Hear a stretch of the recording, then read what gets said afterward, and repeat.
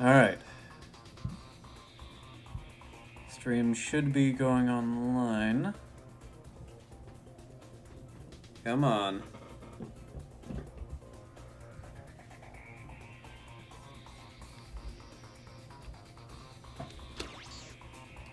Alright. Says that it should be good. Don't do this to me, YouTube. Alright. Yep.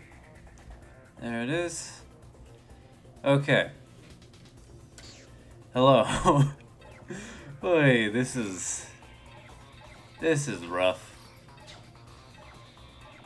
So yes, for those of you joining in for the from the stream archive, had a bit of a rough start there, but we should be good to go now. So, let's just watch the... We only have the Japanese trailers for the original game. Okay.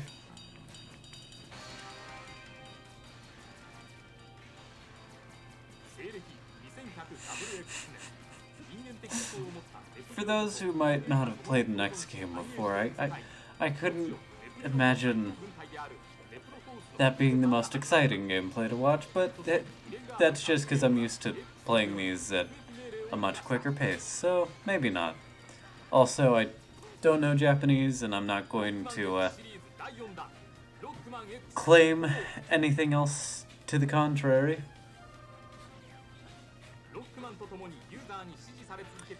I have no idea what the actual narrator is saying, so it could just be like, oh, look at the most action-packed Megaman X game yet, and there we have a cross-promotion between Megaman Battle and Chase, or I guess Rockman Battle and Chase, and Megaman or Rockman 8.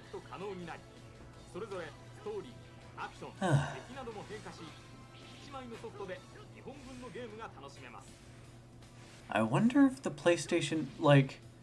Because obviously this is from a development build of the game, as we saw with Rockman X4 sample on the title screen.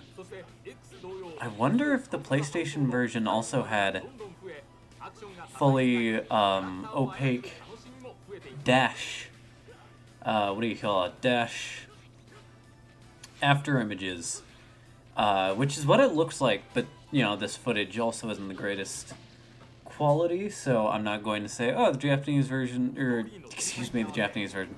The PlayStation version for sure was supposed to have the opaque sort of dash effects like the Saturn version, because that's like pretty much one of the only differences between the two versions. But yeah, I don't know if the Rockman X4 sample that the public has access to has that same detail. I'm not quite sure. I would have to take a look at it again. But yes, hello everybody, welcome back to the MegaMarathon X. This is MaxCVA, also known as Fioka the Leader. And here we have Megaman X4, the first Megaman X game made specifically with 32-bit hardware in mind. As I mentioned in the Megaman X3 live stream, there was PlayStation and Saturn ports made for this game, or made for that game. But this is the first one that was made with those systems in mind. And another interesting thing is the music that I am currently talking over right now is different from the Japanese version, but it actually isn't changed if you select the Japanese regional variant of this game. In this specific version, I'm playing the international version, that's why it's called the Megaman X Legacy Collection instead of the Rockman X Legacy Collection. But if I were to get my hands on the Rockman X Legacy Collection from Japan, it would have the original license track that the the intro had. Do I remember what it's called? Not in the slightest.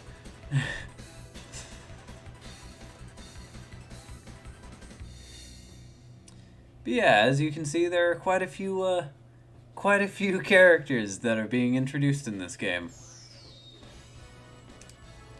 Megaman X4. So as you can see, we can change a few options. Nothing too much. Nothing too wild. But yes, this is the first game where we can actually choose between Megaman X and Zero. Megaman X obviously having the X-Buster, while Zero has his Z-Saber. I will be playing through both stories, because you have to choose between the two, and then you play through the entire game as them. It's not like Megaman X3 where you are able to call in the other character to help you play. So we'll start off with X. And then next stream, we will be playing as Zero.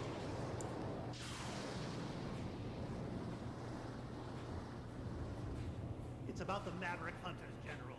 They are far too eager to please the humans and continue to hunt down the Reploids. Do you believe they pose a significant threat? Perhaps. You already know the truth, General. Their sole mission has been to destroy any Reploids who fail to do as the humans order. It's in your best interest to stop them now, before they turn on you. You possess enough power to destroy them! I wonder who that mysterious Maverick is. You are dismissed. What? I will not betray the humans. Remove yourself from my sight. My business with you has concluded. Very well. But you will change your mind soon, I assure you.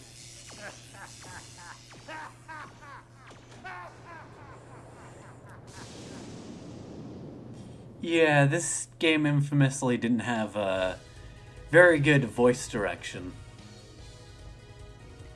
Alright.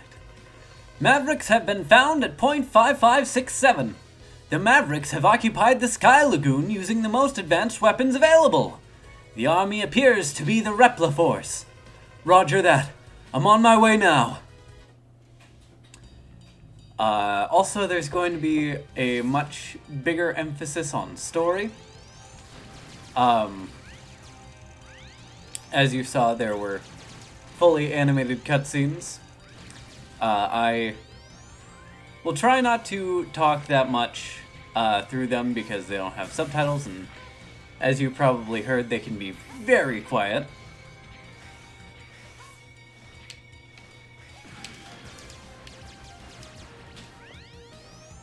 So yeah, this one's kind of interesting because it's mainly an optional boss.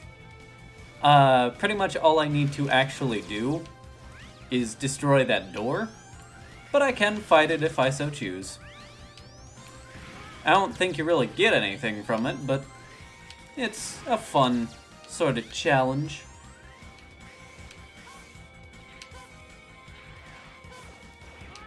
Ah, nice. And that'll be something I show in my Zero playthrough. There we go. Okay.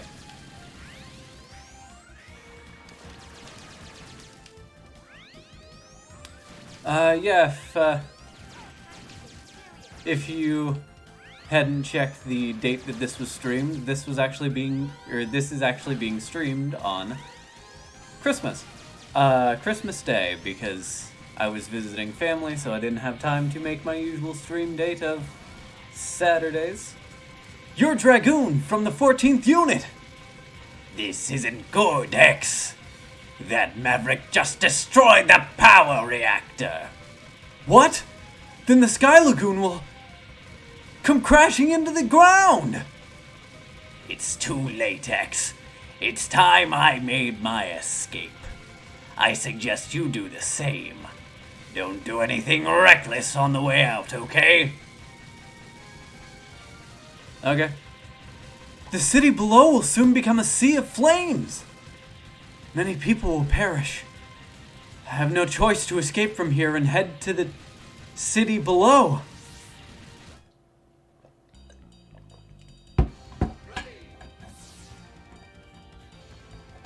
Look at that. What? The city has been completely destroyed. They were innocent people. I won't forget this.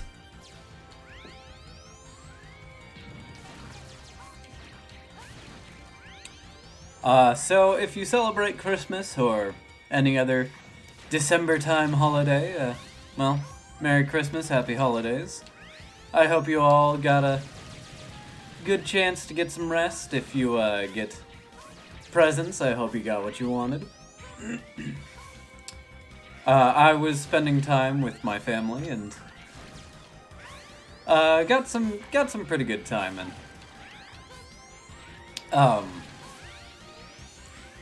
but aside from that, I was mainly preparing for this and the next live stream, because I was debating whether or not I just wanted to do one playthrough of X4 or two, because obviously there are different story beats with different playable characters. Warning!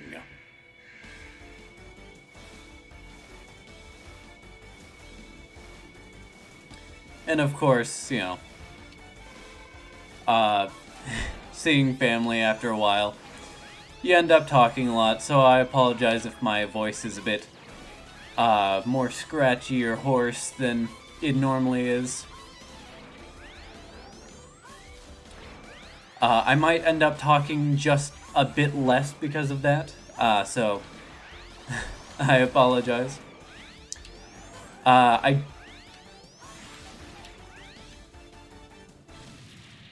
I will say Megaman X4 is a fan favorite of a lot of people. Personally, I think it's alright. I feel like because of the larger focus on story, it's a bit slower than I typically like. But I digress. Let's get into this next cutscene. Who are you? I'm the Colonel of the Repliforce. Has the Repliforce been occupying this area? What are you talking about? I only came to save my sister. The army responsible for all the violence in this region is not the Repliforce. Nevertheless, I want you to disarm and follow me back to the HQ. Never! You're asking my soldiers to drop their weapons? The only time we drop our weapons is when we aren't able to fight any longer. But you will be regarded a maverick and treated as such. Do as you will. The Repliforce would sooner fight and die than discard our pride. Consider us mavericks if this is what it is. If this is what you wish. Wait! Calm down, Colonel! There we go. I didn't want to do that. I didn't want to do this voice the entire time. What the? Something's got to give. Otherwise, the entire Repliforce will be considered to be mavericks. Also, the translation isn't too much better than what we had in, say, X3, for example.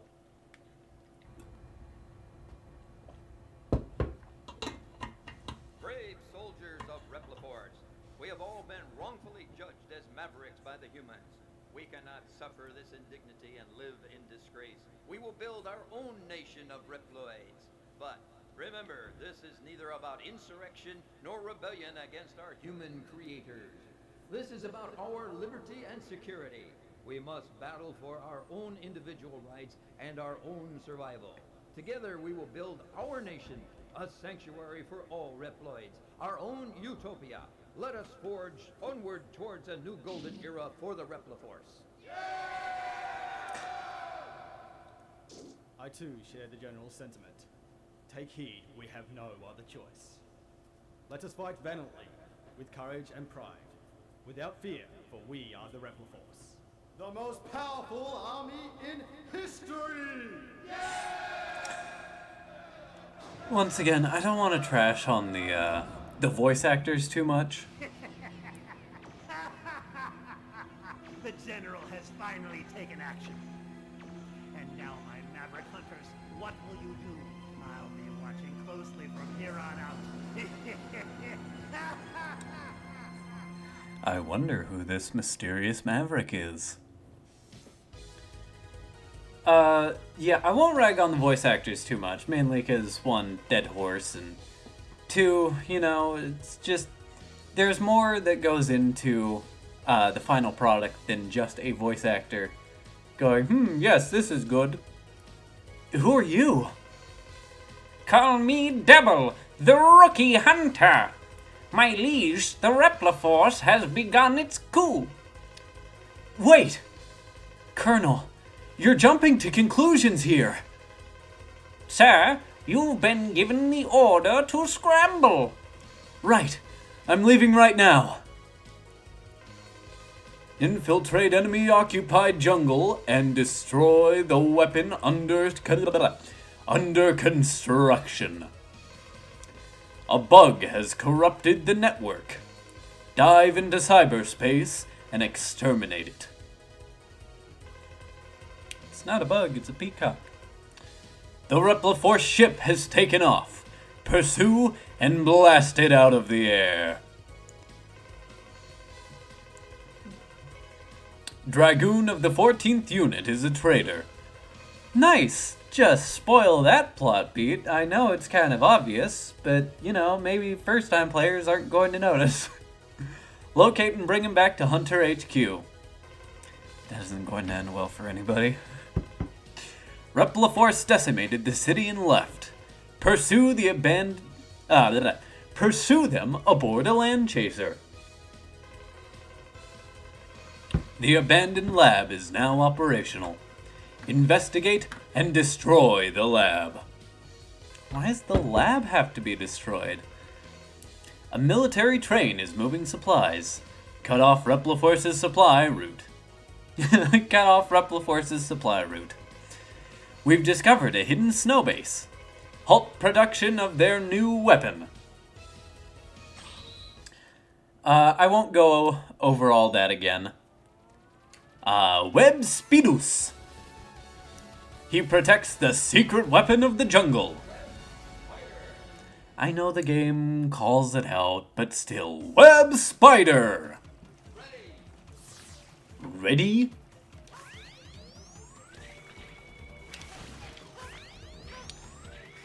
Yes, now we have Megaman X4 with all of its big, bright, beautiful, shiny graphics. Personally, like I said, I enjoy this game, but it's not my favorite. This battle should never have happened, X. How do you know the current situation going on? Once again, are you a hologram or a pre-recorded message? Anyway, why must Reploids fight each other? Why do these peacekeepers persist in fighting each other? This must be some sort of mistake. X, enter this capsule. Equip with this to discover the truth. Equip with this boot module and jump twice in the air to hover. You can move either left or right and will remain airborne for a few moments. It is effective for negotiating. Excuse me. Negotiating through higher and more dangerous terrain. Stop this tragic war as soon as possible, X.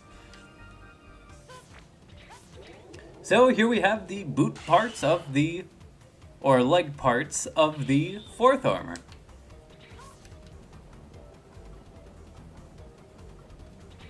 Very interesting. No, I joke, but honestly, I find them a lot more useful as you would, than you would first think.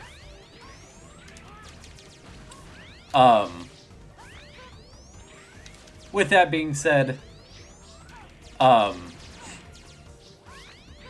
other leg parts like the X3 air dash in multiple directions, I did find to be a bit more useful than this.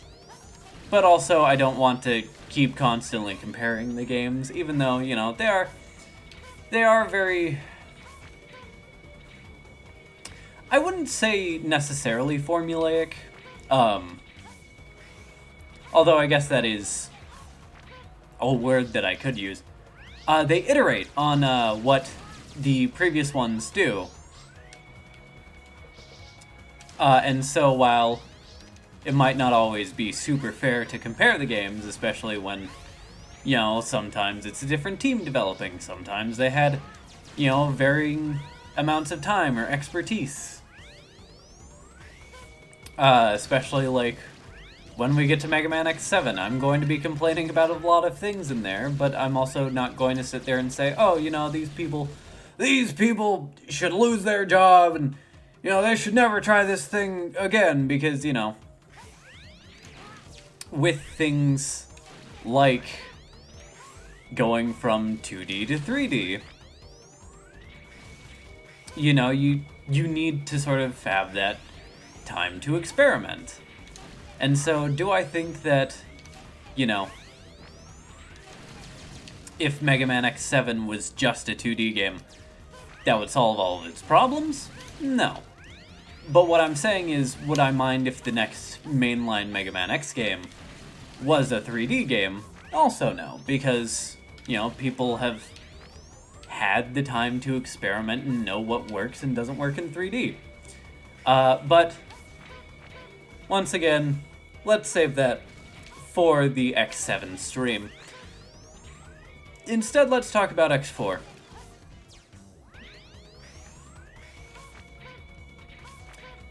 The animation is beautiful. The levels, while some of them are, you know, just generic jungle themes, which, to be fair, we haven't seen too much in Mega Man X.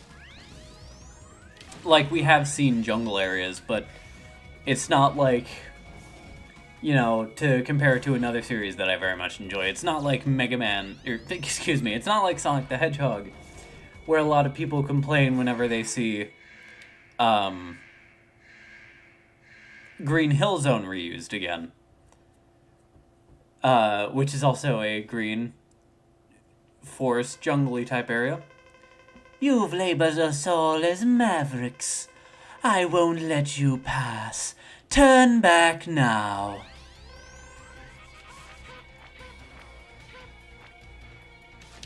Luckily, each time I die, we won't have to read that specific line of dialogue. And even if we did, I would just skip it, because we've already seen it. But yes, this first phase is fairly simple. Just shows up on various different sides of the screen. Fires a homing web. Yep.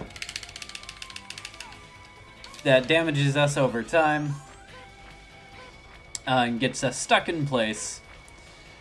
So we have to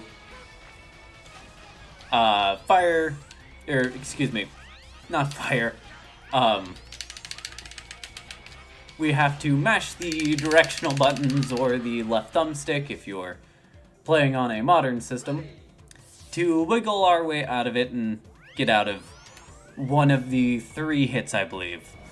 Alright.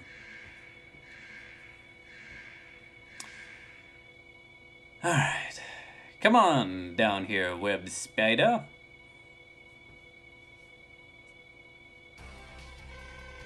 Okay, cool, there we go.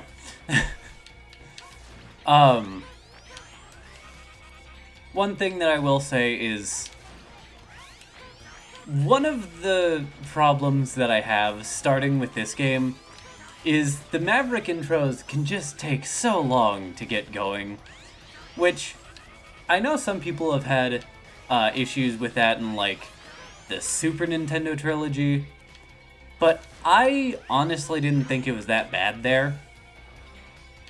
I think it was this game, and onward, where it really started to become like, okay, yes, I know. I have died like 5 different times. I have seen the same rustling through the trees animation. Please just get down here and let me shoot you. Which, you know, once again, that's mainly a problem because I have played this game so many times. Aw, dang it.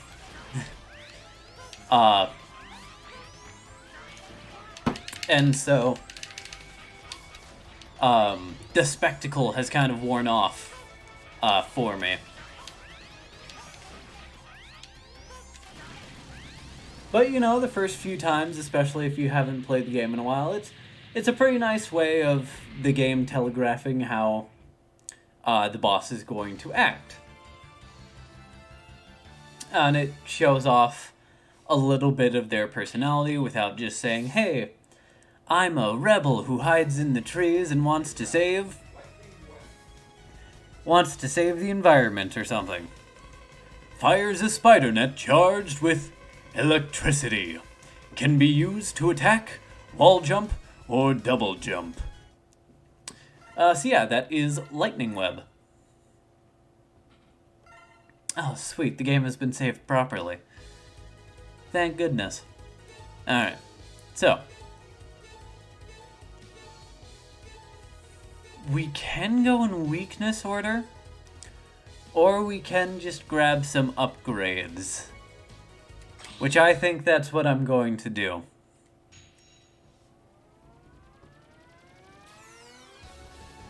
He left with a space fortress to conquer the air. Storm Owl! Also, with the loading screens that you saw that said X heading to Airbase Part 1.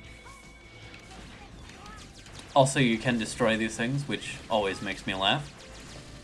Bye!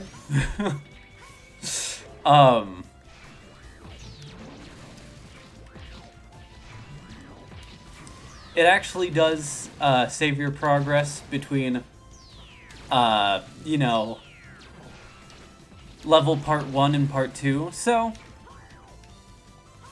for instance, if you died and got a game over to the actual Storm Owl boss fight. Hey, first star tank. Oop. Whee! If you get a game over to the Storm Owl boss fight, for example, instead of making you start the entire stage over again like previous X games, you instead restart at Airbase Part 2, which is just after the halfway point of the level. Yep, come on. There we go. Aw. Are you kidding me? How did that not hit you? But yes, as you can see, this game very much wants to show off that it has new shiny graphics. And I will say this game is very much a visual treat for the eyes. And that is something that I never want to take away from this game. As much as I, you know, say, oh, you know, it can be kind of slow on replay, and, you know, I don't think that this is the best we've ever seen, but, you know, it's done really solidly, irregardless. You know, nice! I love that. I never want to take away that, you know, this game has a lot of heart put into it, and I appreciate it. And it's just a really solid Megaman X game.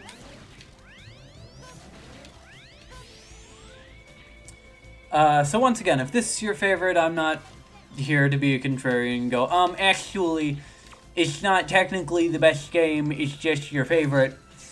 No, if this is your favorite Mega Man X game, all the more power to you. If you like Megaman X1 the best, great, have fun with it.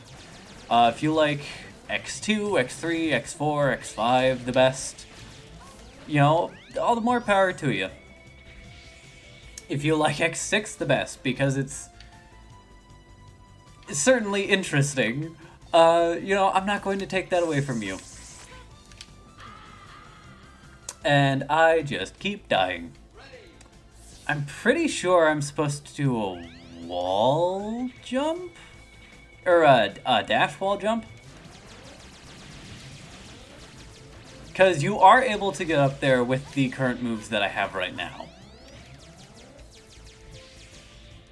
Also, you still can fire the Buster with the Y button. I'm playing on Xbox, so it is the Y button. Yeah, there we go.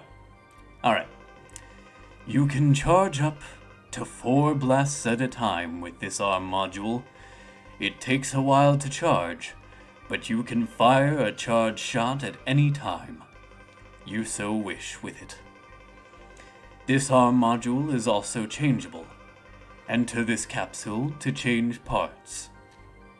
So, you might be wondering, change it out with what? And we'll see in just a second. But I want to show this off real quick.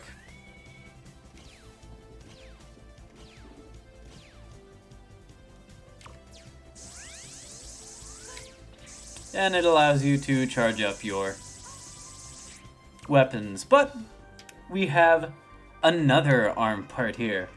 And this is the one that we are going to be using. With this arm part, you can fire the plasma shot, which is effective against stronger enemies. If the shot hits the opponent, plasma is generated, which will cause additional damage to them. With this arm module is changeable. Enter this capsule to change parts. So this was a unique idea that I'm kind of surprised they only made it for the arm parts in this game. Also, you can just jump over if you don't want the other arm parts and you want to stick with the plasma shot. This is probably my favorite of the arm parts in any of the Mega Man X games. Aside from, like, Megaman X8. But yeah, it's no wonder why we barely see anybody use the quad shot arm parts. Not to say they're necessarily bad, but the plasma shot just has so much more practical application. But yeah, if your favorite Mega Man X game is Mega Man X8, you know, all the more power to you. I think it's a very solidly made game. I just so happen to prefer that one over this one. Caca! How dare you destroy my unit? You'll pay for this with your life. If your favorite is Mega Man X Command Mission because you were never really much into platformers, but love yourself some RPGs, you know, I'm glad that you have that game to where you can enjoy the characters. Dang it. The characters and the stories of the Mega Man X series without needing to play games that you don't necessarily like. If your favorites are the Mega Man Xtreme titles, you know, that's pretty cool.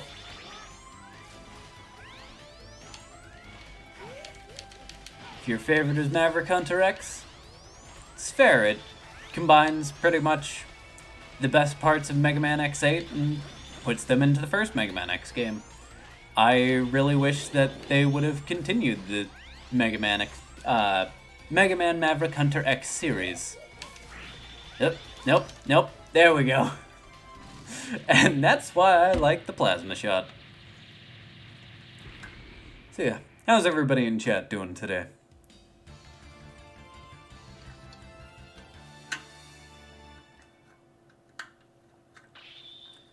Once again, if you participate in any of the holidays that happened during the December time, I hope you have a happy holidays, Merry Christmas, and all that fun stuff. If not, I hope you're having a good day. Fires vacuum cyclones left and right. Most effective when surrounded by the enemies and against skyborne enemies. Alright. I like how that sort of fills up over time. The save screen. Anyway, so now that we have our plasma arm parts, let's continue with the boss orders. Or in the boss weakness order. He occupies the laboratory and will attack whoever visits. Whoever visits there. It's Split Mushroom! Aw. Whoever was here left. Well.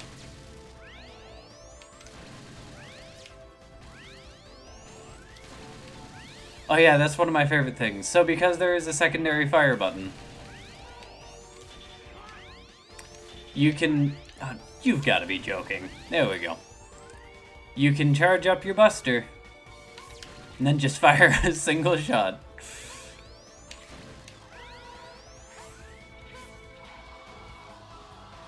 Also, I hope you like that scrolling effect, because I'm pretty sure it comes back in Megaman X5? Wow, I am just getting destroyed. Destroyed. I'm just getting destroyed this playthrough.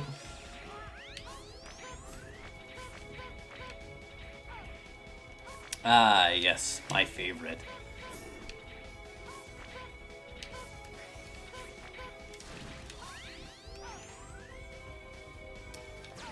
But yes, this is the Biolaboratory. It's a really cool aesthetic, filled with some of my least favorite enemies in the game. Not because they're particularly difficult, but because they're just kind of annoying to deal with. Particularly those descending, what would you call them? Ladybug enemies, I guess, is the closest thing I can think of. But we have low enough health that pretty much any large health pickup is good enough to get us near full.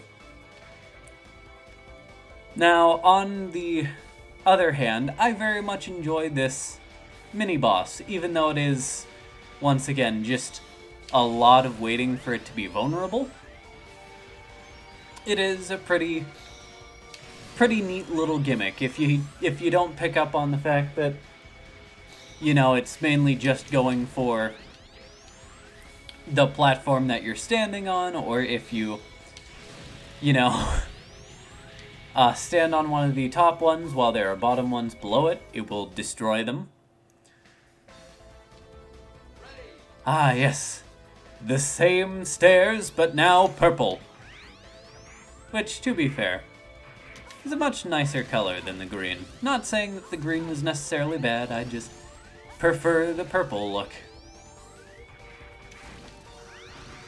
Thought you could get me? Okay, you can. Nah, I think I'm pretty sure I stopped one from spawning in its place. But yeah, that was the extent of the, what do you call it? The ladder section.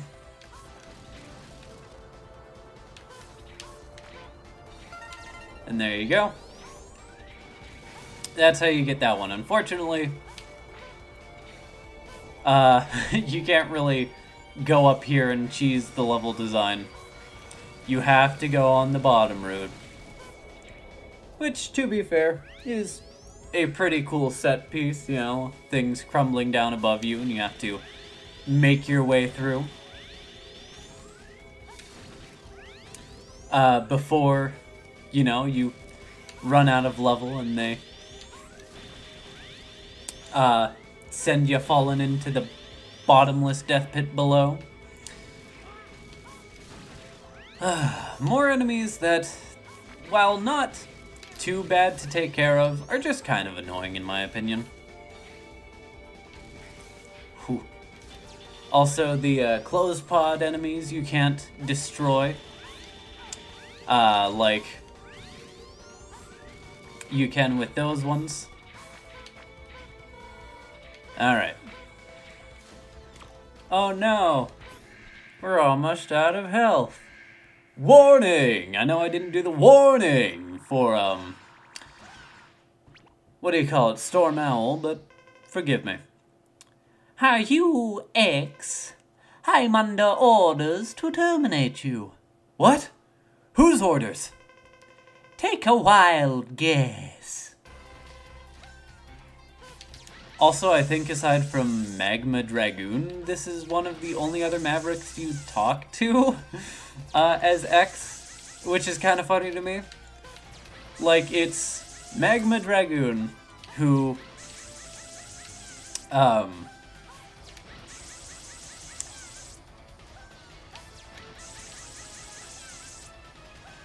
rebels against the Maverick Hunters.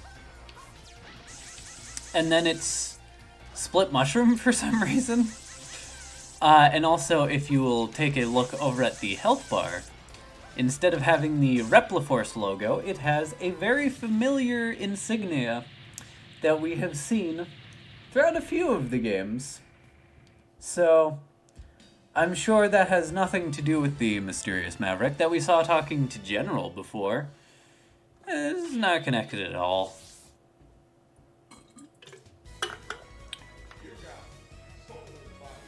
Probably a glitch or something.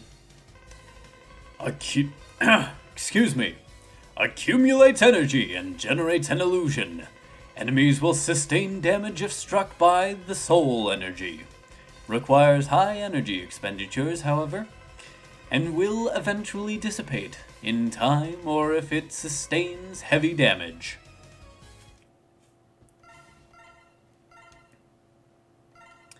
Alright. So that's 3 Mavericks down. I believe the next one up is Cyber Peacock. So let's jump right into cyberspace like this is Sonic Frontiers. He lives in cyberspace and wants to destroy the network system. Cyber Peacock! Now this stage is very fun because it challenges you to essentially speedrun. Come on. Unlike the mini-boss in Megaman X2... Oh, hurry up! We got demoted. We got captured a bit too often. So we only got an A rank. What does an A rank get us? Nothing. Anyway, so... Soul Body is... pretty much one of the best things. How we doing? We're doing alright. How about yourself? How you doing? Soul Body is pretty much one of the best things that you can have going into this sort of little speedrun section of Part 1. As it instantly destroys those little yellow data things. Don't know what to call them. Eyes, I guess?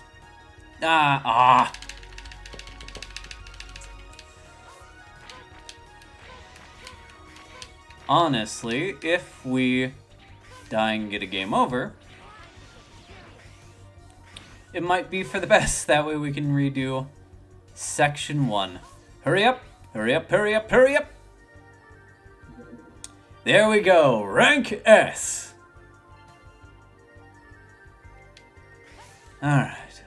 And here we have the head parts. I'm giving you a new head module, X. This module will improve your special weapons abilities. It should reduce your special weapon energy requirements to near zero. You may now use your special weapons as often as you want.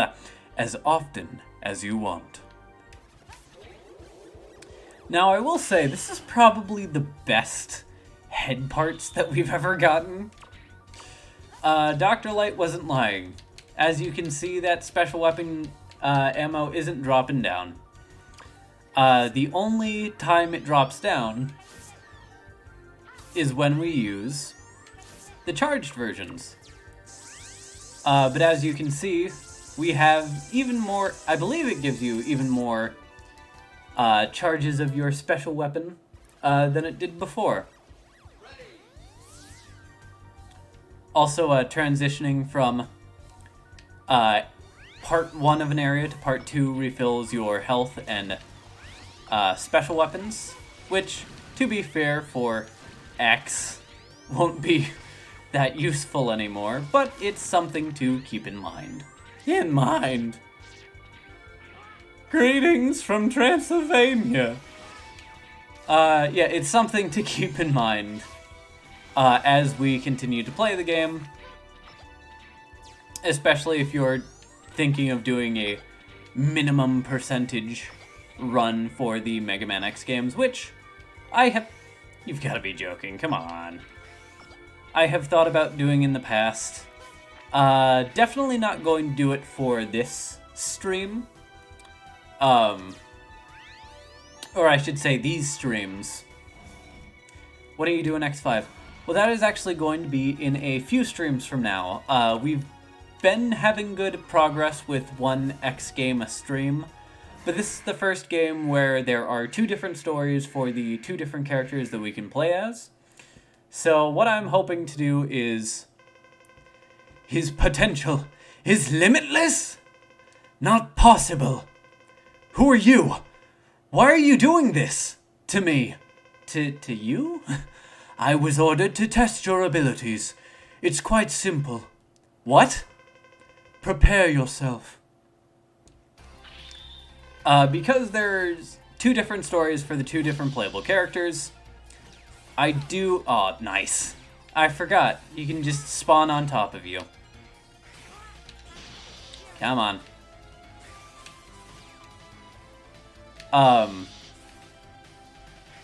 Because this is pretty much one of the only Mega Man X games where there are 2 unique stories,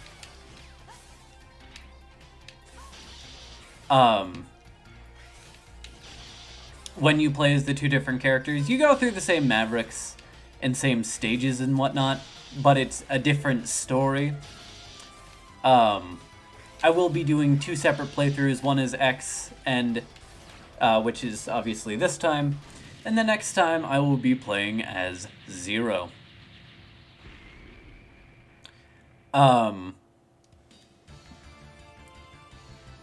But aside from that, the other Mega Man X games let you just choose your character and don't, you know, do what they do in this game. Move the cursor to lock on to enemies. Attacks the enemy with the aiming laser. Oh, this translation is so bad. I swear I will stop complaining about it. It just makes me laugh every single time I see, like, an awkwardly translated line. Sir, it's a message from the Colonel. X, I'll wait for you at Memorial Hall. Make sure you show up on time. Sir, this must be a trap. Perhaps, but I won't run this... Oh, excuse me. But I won't run this time. And here we have our first mandatory fight. Mandatory sort of midway fight? I don't know what to call this. Colonel! Stop this foolishness now! Never. Colonel, please! Think this over. The Repliforce must be independent. Our battle will determine this. Show me what you've got. I'm sorry, show me what you've got.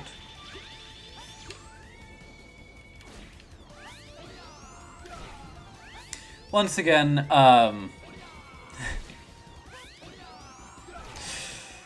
the hover boots are a lot more useful than they first sound, especially for dodging everything that the Colonel throws at you.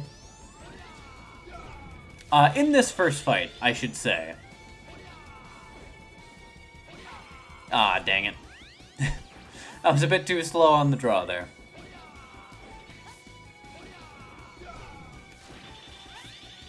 But once again, this kind of goes into my whole... This just kind of takes up space in the game. Am I upset that it's here? Not really. It's a... There we go. I wanted to actually... Zero, he's just before the final. Yes, that is one of the reasons why I enjoy the Zero playthrough more. And I'll get into that next time when we actually start playing a Zero.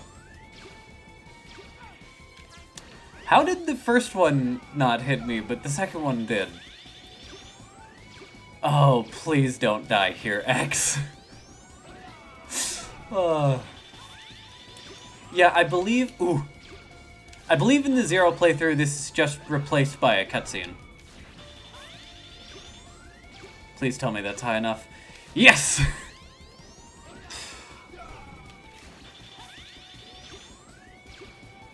That's dangerous. But this should be enough to take him. Yes! Impressive. But the result won't be the same next time. Until then, Colonel!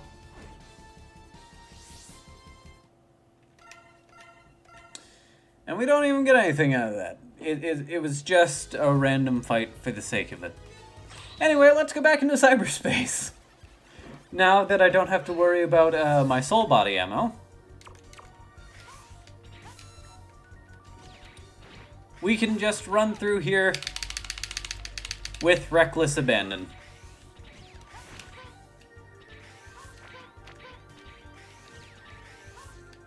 Hurry up, hurry up, hurry up, hurry up! There we go. We still got our S rank. Now that we got everything that we came here for... There we go. Alright. Although we still don't have everything that we need to get Web Spider.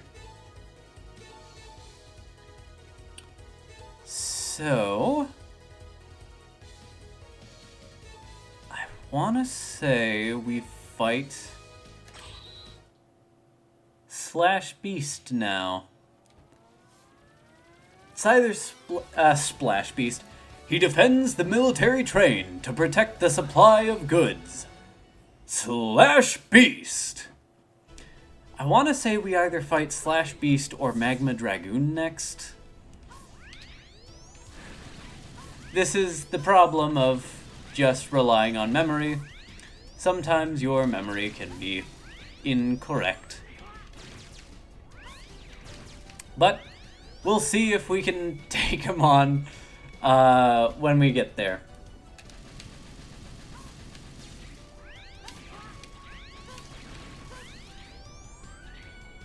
But yes, I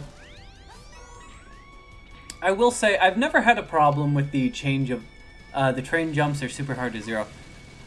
I mean, I would say just doing normal dash jumps as zero, they're not too bad, but you know, if you have problems with them, that's completely fair. There are a lot of moving components, especially since, you know, this is a active train.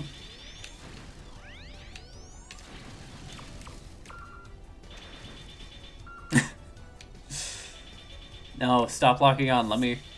Okay, so you do need It's either you need Slash Beast's weapon or you need a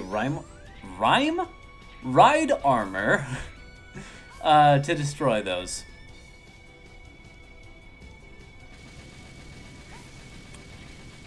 But anyway, here comes a new challenger.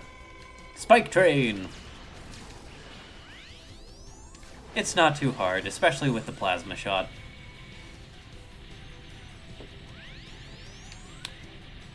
Alright, and then we go into Train Area Part 2. So, like I've said before, even if we die and get a game over here, we would restart at Train Station, or Runaway Train Part 2, instead of going back to the very beginning of the stage, which I find is very nice. It makes it so that way more people can... Nice, an extra life. More people can make it to the Mavericks and have an easier time trying to fight them, even with game overs. I've never personally had that be the biggest issue for me. I do think that lives are kind of an archaic system, but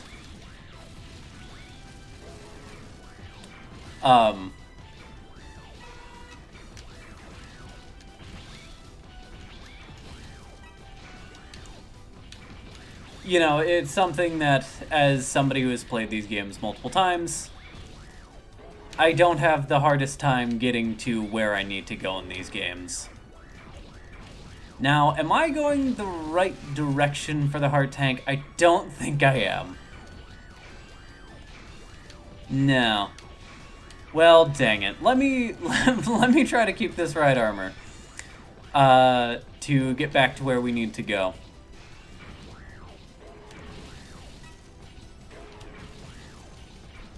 Because it has taken a substantial amount of damage already. And unlike X himself, we cannot replenish the ride armor's health.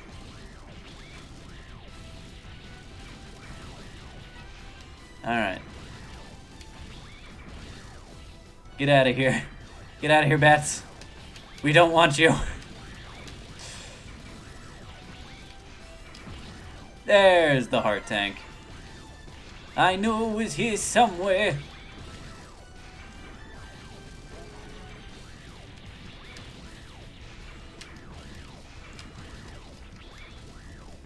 But yes, I will admit the game can get a bit overstimulating at times. I mean, you see how much stuff is going on screen.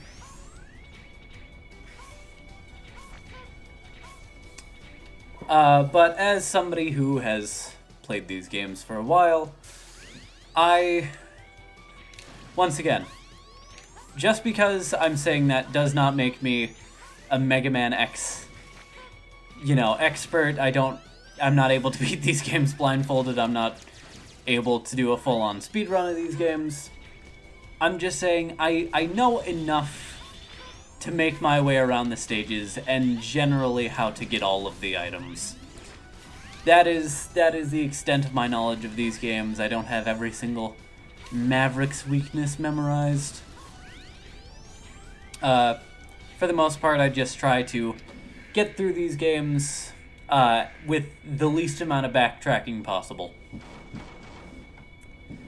Alright, and here we have Slash Beast.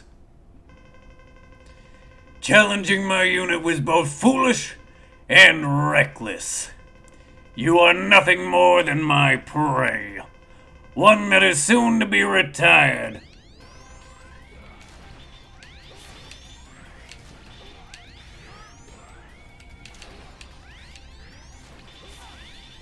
It's funny that X doesn't try to reason with any of the Repliforce dudes, but the people who have the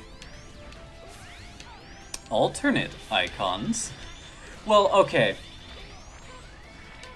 Are you loyal to any fast food brand or just don't care? I mean,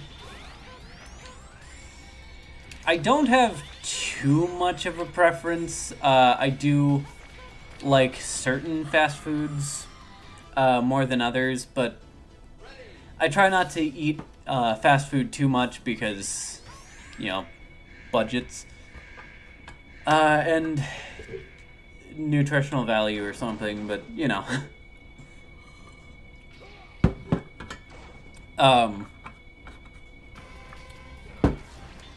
I tend to like the ones that are a quick walk away from where I live, aside from needing, or rather than needing me to get a delivery service done for them. Ah, nice. Love that.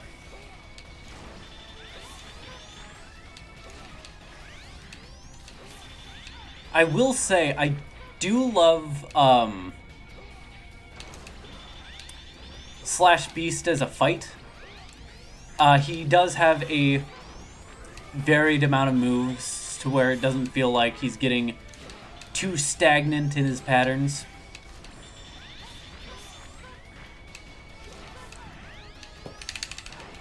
But at the same time, you know, he's not a pushover, even if I tried to use his weakness against him, which I think is the air move? No.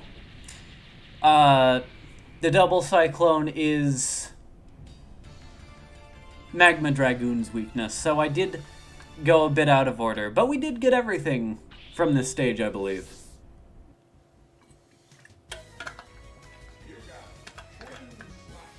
This is your reminder to hydrate. Shoots twin slashers forward in 2 directions. This weapon has wide range capabilities, making it easier to hit enemies. But now that I think about it, this was good to get heading into Magma Dragoon's stage because I need this for one of the armor upgrades. He betrayed the irregular hunters and hid himself inside a volcano. Magma Dragoon! So, if you weren't paying attention, the irregular hunters were actually changed in America, or I guess over in the West, because I believe the European version also calls them Mavericks instead of irregulars. So that should have been properly localized as he betrayed the Maverick Hunters, but I guess they just didn't get to that icon in time.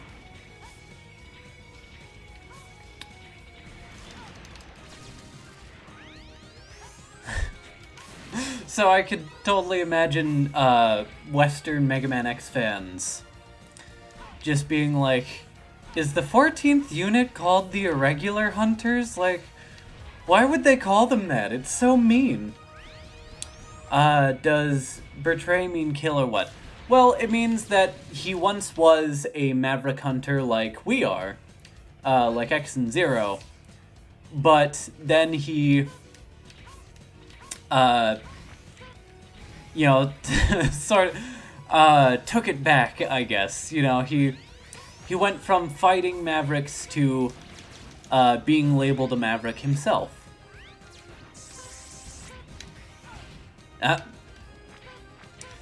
Gotta love that RNG. Alright, come on. Outta here. There we go.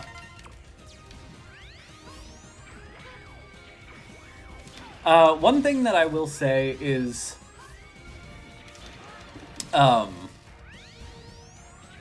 very nice about this game in particular is with the move. Excuse me. Equip with this new body module, X. This body part absorbs damage inflicted by enemies and will gradually accumulate within. When it is filled to capacity with energy, you can execute the invincible Nova Strike. However, a single use will consume all your energy stores, so use it only to pull through tight situations. And yes, I will say, this is the start of the Giga attacks that I personally very much enjoy. So we have the Nova Strike. I think I'll show it off a bit later. But it sends you careening through the air. And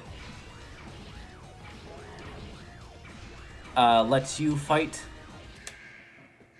In other words, one starts saying, well, we'll see. We'll see. X, you've arrived. Dragoon! Why did you betray the the headquarters? You'll have to defeat me first. But we're allies. You're so naive. Listen closely. I let the Sky Lagoon fall, and I do it again. I'm so evil. No! Those were innocent people! You're not Dragoon, just a Maverick. You got that right. Power up, X. It's time to show me what you can do. Right, so if you don't get it, Magma Dragoon is just a super large, I guess, love letter to the Street Fighter series. But anyway, oh man!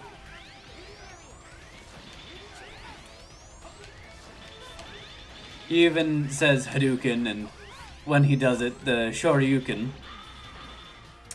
But I guess we won't see that. Anyway, let's continue. And look at that. Here we are, we've got everything that we've collected. We just have our health back. We even have our full sub-tanks. Isn't that right, Megaman X4? Anyway. I'm not salty. That would be ridiculous.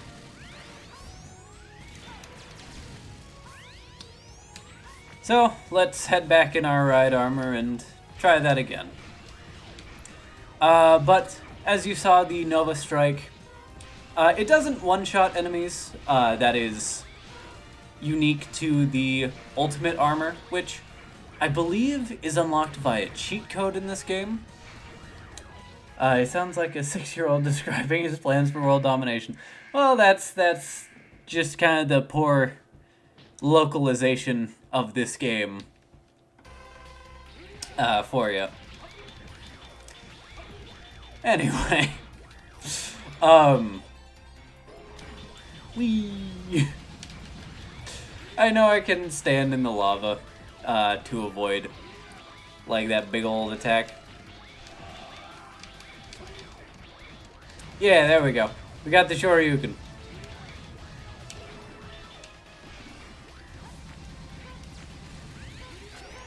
The Nova Strike, when it is on the Ultimate Armor, is the one-shot attack. Unfortunately for, well, us, we do not have the Ultimate Armor. This is just the 4th armor. I am glad that the Ultimate Armor just kind of lets you spam the Nova Strike. I understand that it's very, very broken. You are strong. X. Such a waste. Why, Dragoon?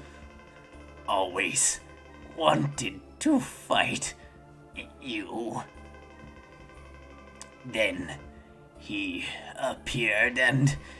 He appeared? Who? Told me to work for Repliforce to goad you into fighting. You did it just so you could fight me? Was worth it for a final duel. Dragoon!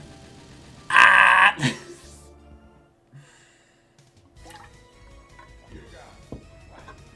And that's pretty much the only Maverick that we talk to as it's blowing up, if I recall correctly. Shoots fire energy vertically. Effective against all airborne enemies. Some objects may be burned by this attack as well.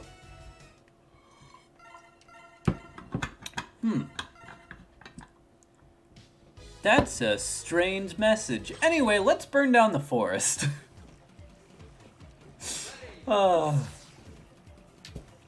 Yes, much like Mega Man 7 for the Super Nintendo, there are specific burnable areas that you can. Luckily, it's not nearly to the destructive level of Mega Man 7. If you've played that game, you know, was it Slashman stage? I believe his name was Slashman. Yeah, because plot convenience, of course. Well, I think more so because that's the only Maverick that you really talk to before you fight in the main stages themselves. I'm not saying that I want, you know, conversations as the Mavericks are dying between every Maverick, because, well, one of my biggest complaints of this game is that it can drag on a little bit.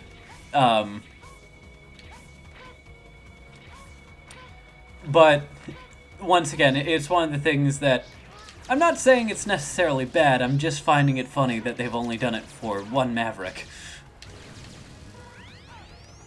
In fact, I want to say Maverick Hunter X did something similar. It was either that or Mega Man Powered Up.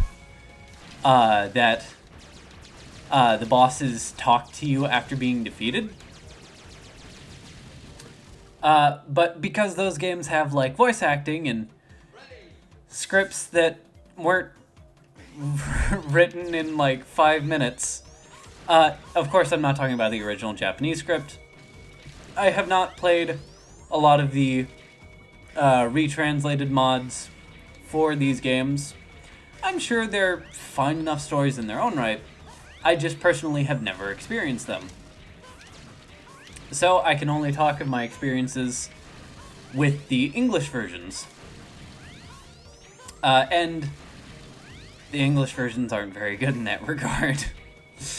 But because the production value and sort of general quality of those versions is higher, I don't tend to mind as much there because I'm more interested in the story. The whole Colonel and Repliforce thing, I've always thought was kind of dumb. And yeah, I know, like, this isn't the paragon of storytelling and whatnot, nor does it really need to be. I just find it silly, dumb fun that I can point at, or that I can point and laugh at because, you know, I don't think it landed quite the way that the developers intended with specifically this English translation. Alright, so there we go.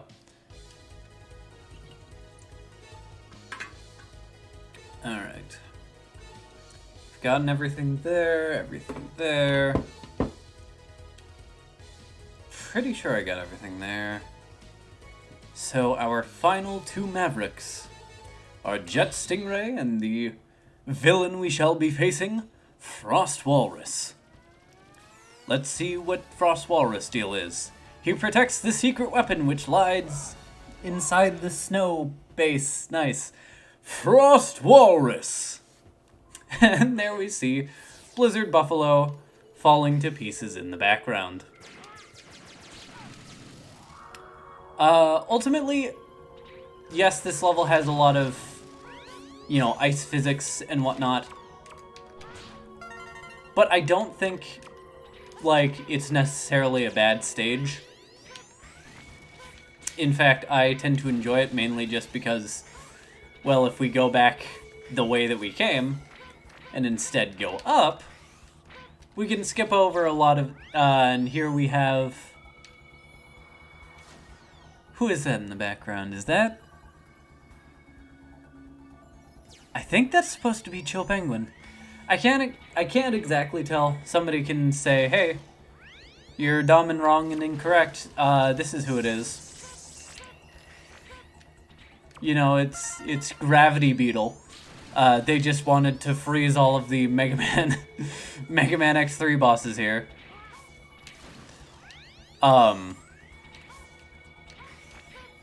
you know, it has those little references in the background that I enjoy, where it seems like the other ice or snow-inspired Mavericks, or powered Mavericks rather, are all frozen in the background, just to give off like, yeah, this dude means business. This dude's the best. Right, so that thing that I just picked up, I don't remember, like, the official name for it. But essentially, it just restarts us with 5 lives instead of 3, whenever we get a game over.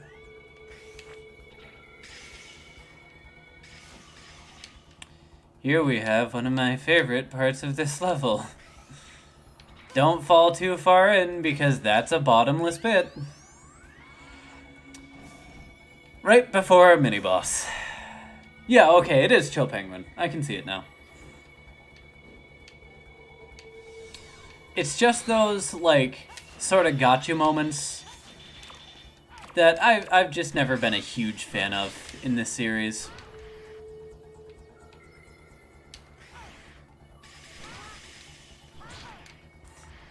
And now that I have no repercussions for using weapons as much as I like, especially since our weapon energy and health gets refilled going into the second part of a stage, I have no qualms with using special weapons. This might be the most that I end up using my special weapons in the entirety of this sort of marathon. Mainly just because I like not being limited in my uses of things. Which I'm not going to say, oh, you know, it's bad game design, let me use the Maverick weapons as much as I want. Well, no, because the games are definitely not balanced around that. But this one, they just kind of let you run around using the sub-weapon, using the sub-weapons as much as you want, and I very much enjoy that is something that they let you do without cheats. It's just something you can unlock. And it leads me to experimenting a lot with my sub-weapons, which, if head parts just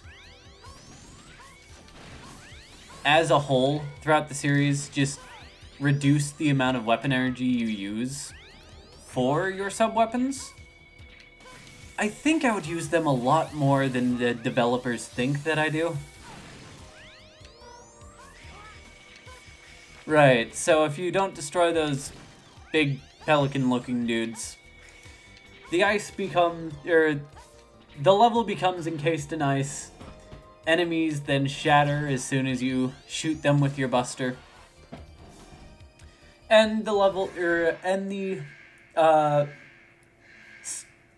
they add spikes to the top of the ceiling. They're not instant death spikes, but they're still kind of annoying. They sent a kid like you after me? I promise to end this quickly. That's nice. Anyway. And then he slowly slides towards us as if that's going to do anything. I thought he had a smaller hitbox than he did. We'll just pretend that didn't happen. See? Look at that.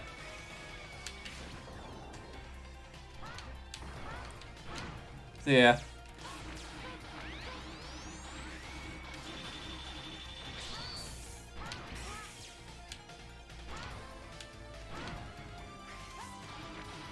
Dude's not very difficult. In fact, I forgot when he does that, you can just kind of walk up to him and keep doing it. He's not going to stop. That is another thing, like... Once again, I very much enjoy the fact that they give you unlimited use of your sub-weapons. Especially if you're not very good at aiming. Generates a huge ice block that acts as a shield. May also be used to trap enemies before dissipating.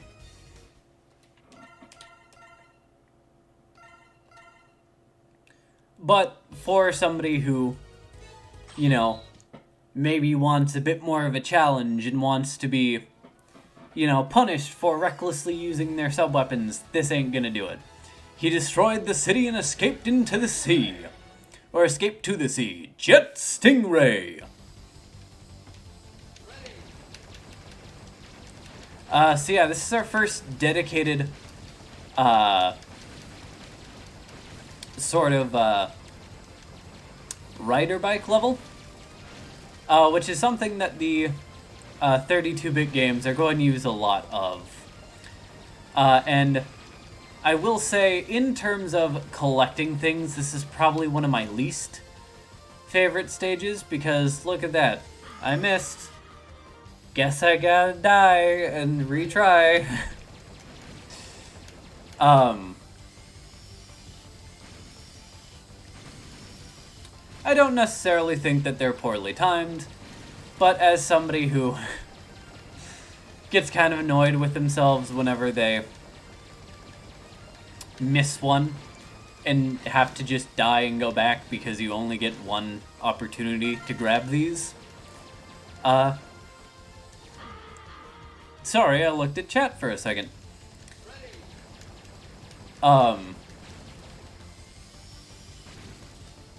Then having to play through the same bit of stage over and over again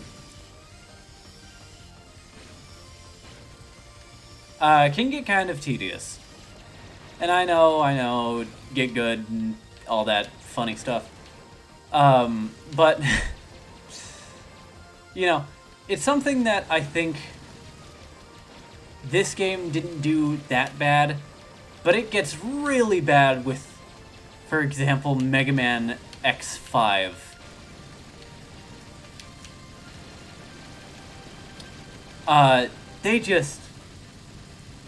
You have to be perfect in that game's sort of rider bike section, which isn't the entire stage. I will give it that. It is only the first section of the stage. But it's still annoying when, oh, guess I missed one. Guess I have to die and restart the entire section. But also, one thing I will say that I find very cool is that Jet Stingray actually shows up in this stage beforehand, and you can, you know, sort of fight him off. You definitely don't need to. Like, you don't get anything. He doesn't have less health when you go and fight him because you fended him off in the stage, and after a while he does disappear. I really need to actually pay attention to the stage instead of checking in chat. Or checking back on chat. You know, it's not something that they needed to do, but it's something that I'm glad that they started doing from this game onward. They don't use it too much more after this. But I think having the Maverick show up before their fight is a really cool bit. Alright, ignore chat. Thanks. That one I can't even blame on me checking chat. I checked it after I died. That was just me, once again, like I said, failing to remember that, oh, I need to dash jump in order to get this. Because with the ride bike, you can slowly bring yourself upwards, or downwards, as you're dashing. And dang it! And I need to remember the timing to get up to that platform.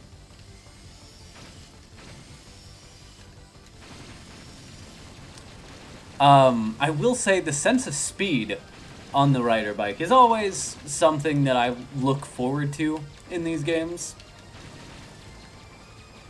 However, they aren't always necessarily my favorite design bits of the game. There we go. Got it. Alright, and then this one, I go up. I was just a hair off. And of course, these sections can be very unforgiving, given the fact that it's basically an auto-scroller.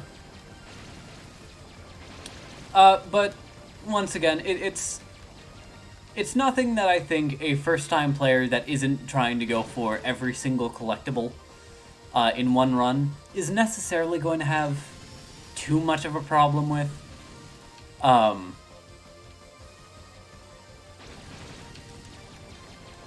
It's just somebody who's, you know, going for everything. Which, by the way, you can very much overshoot that. Which I had figured out before. And I was so upset because getting off the rider bike essentially acts as a checkpoint. Because now you're going to fight Jet Stingray and they didn't want you to have to redo all that again. I'm impressed that you found me, but your search is over. Get ready, X! Alright, there we go. Now, this one, I have to say, is kind of a cruel joke by the developers. Making this move, the ice barrier or whatever, ice barrier or whatever, Jet Stingray's weakness. Because you have to jump up to him, freeze him, and then hope that you don't get caught. And you can only have one on screen. So if you end up missing him, well, guess you just gotta wait for a bit. But once again, that is another reason like that. That is another reason why I'm so glad that they added the ability to just fire your regular buster while you have a sub-weapon equipped.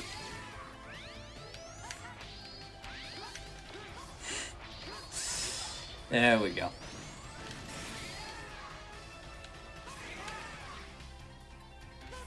Get back here. Alright, but with that being said, that is our last Maverick done and dusted. We have everything that we need, I believe. And we only needed to go back to 2 stages. One because it was the first stage that we went through, and the second one was because I didn't perform as well as I normally do. Fires mini Stingray drones that race across the ground. Effective against enemies on walls and floors. Push down while the Stingray drowns?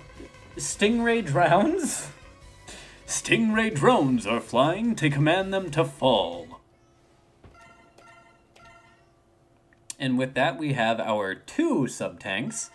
A weapon tank, the extra life thing. The Repliforth have begun assembling. Where are they? The spaceport. They plan to take off into space. I just gave him what's the character's name? I don't remember it now. But that's Double's voice now. Hurry! We have to stop the Colonel. And now we can start the essentially the castle stages of this game. Alright. But now the Repliforce is in full swing. We have to stop them from, I guess, rebelling against humans? The story of this game has never been one that I've relatively, or have ever really taken seriously. Once again, the presentation with how the original English dub presents it has never been the best. But at the same time, I just don't think it was necessarily that well written to begin with. You know, once again, maybe it could just be the product of a terrible, terrible translation. Or even just terrible localization where they don't, where they just cut out what the whole, sort of conflict, the Repliforce sort of establishing their independence has. But, you know, it could just be a metaphor on, like, the pointlessness of war and how profiteers can do this, that, or the other thing. If so, they did a terrible job of, sort of communicating that. Colonel, step back! I'll stop anyone who tries to interfere with our independence. Enough of this! It's only an illusion! You hunters will never be able to understand us. Get ready, X. Show you no mercy. Now get ready. Anyway, we're fighting Colonel again. Yay. And here we have a move that can actually hurt us if we're in the wrong direction, or if we're, you know, in the wrong spot, really.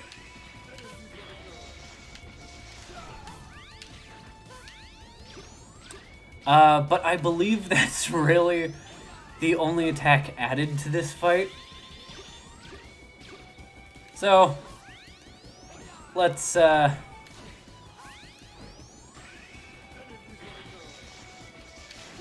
just keep going. As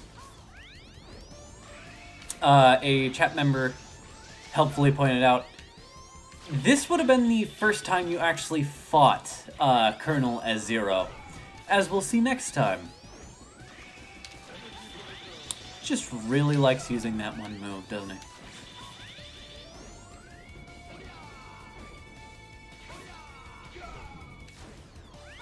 Let me guess, shows up in the middle. Yep.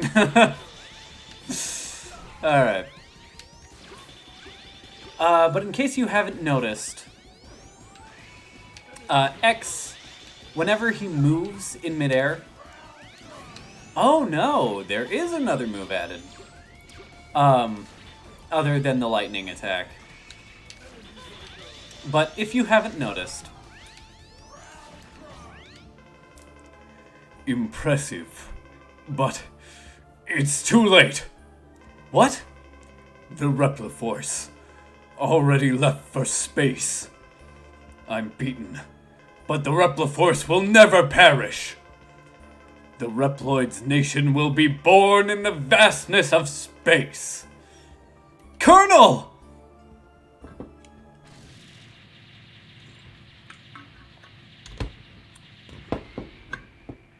So, like, especially now that they're just making a space colony, what is the problem? Repliforce has flown off into space. Double, watch the ship for me. I'll go after them. Sir, reconsider what you're doing. It is far too dangerous. We don't have any other option. I'm leaving you in charge here, Double. Also... Oh, not again. Hey, watch it. I'm terribly sorry. It's me. Those hunters must not be allowed in here. Terminate them. Roger. What a freak. Hey, Double, what's the matter?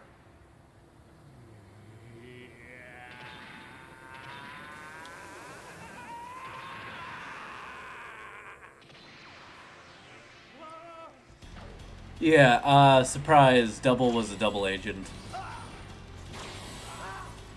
Unlike changing the Colonel's voice, I know I've already changed Double's voice as well, mainly just because I don't remember what I was doing before. I'm not going to change Double's voice. No further transmissions unless necessary to carry out the operation. Understood. I'm breaking contact. And now, X will be my next target. Mainly because I just love the idea of they didn't give him a secondary voice chip, so he just has the same voice as both versions of Double. So, you know,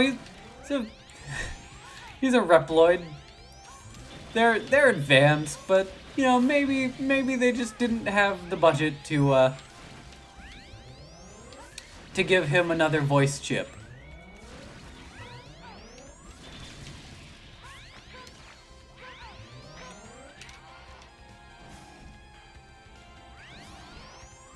Also, I really wish they would have been able to find the source videos instead of just using the original, like, super compressed versions. Double! What? Why are you here? The Mavericks, Hunters, and Repliforce, idiots, all of them. They're making my job too easy. What are you talking about? Double, what are you saying? Think it over in heaven. Die, X. I'm so anxious to rip you apart. Also, if you could not foresee Double's double crossing by the fact that he's named Double and is a random character just introduced out of nowhere in this game, I don't know if you've been paying attention. Like, I know that Double and X haven't really had much screen time together. In fact, Double just kind of, like, yeah, he's a double agent for Sigma. I don't think he has that much of a character, honestly, aside from, oh, look at that, he's a bumbling doofus. They even designed a Reploid to look like, you know, it's overweight. Haha, it's funny, goofy. Looks like a bumbling, you know, buffoon. And then he gets the intimidating, sort of double agent form. It's...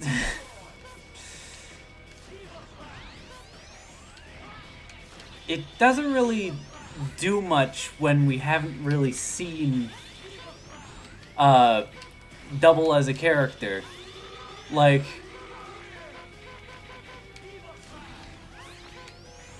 I'm glad that they didn't build it up to be something bigger than it was. Though, once again, I'm sure they were hoping for it to be a much bigger thing. Double! Damn! How could I lose to a weakling like you? Double, tell me! Why did you do this? You're so naive, X.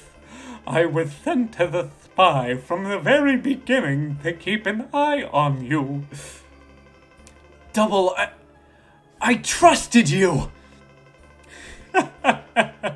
That naivete may be your fatal flaw. Goodbye, X. See you in the afterlife. Double!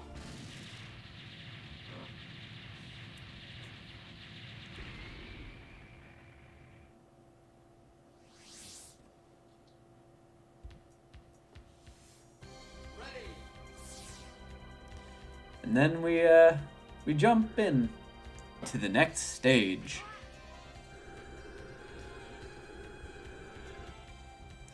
Sorry, just answering a text from work. Alright. And now, here we are. I believe this area is different between X and 0, or it gives you the option to go a separate route. I don't remember what the difference is. Either way, I guess we'll see in the 0 playthrough what the difference is.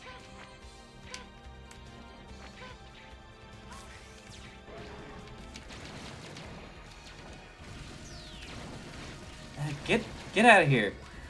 Friggin'. I believe the right armor has infinite... You're joking. Has infinite sort of, airtime. But it cannot ascend any higher than... Alright, fine. It cannot ascend any higher than, the...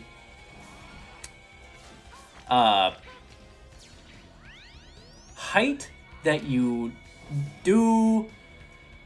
Yes. The height that you press the button to initiate the thing. Also, nice. Just kind of pops into existence there. General! What are you planning to do? We're going to build a nation for the Reploids. That is our ultimate goal. We'll fight anyone who tries to interfere with our independence. There must be alternatives to this mindless fighting!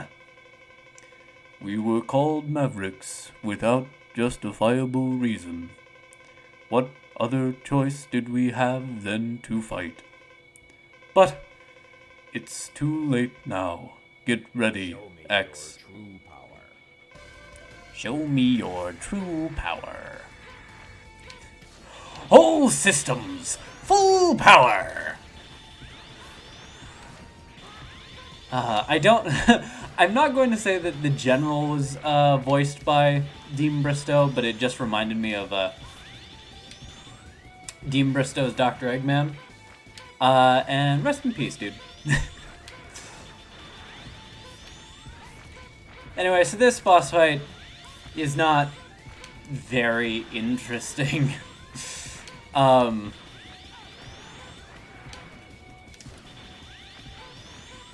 In fact, I think they just wanted to show off how big of sprites they could fit on screen. Considering the fact that the General barely animates. I will say, you know, if he took damage a bit more quickly, I would say it certainly wouldn't be a terrible thing.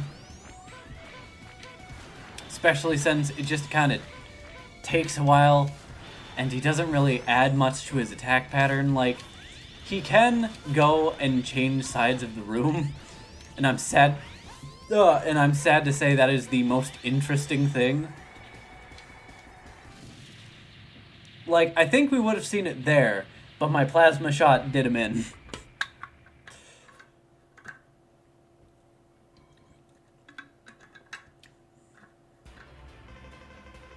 What? What happened? It can't be. This weapon must... this weapon must be malfunctioning. No. This can't be. This weapon must be malfunctioning. General! What do you mean? Someone else is controlling it. You must hurry, X. The Earth is in danger. Alright. I'll stop the weapon myself.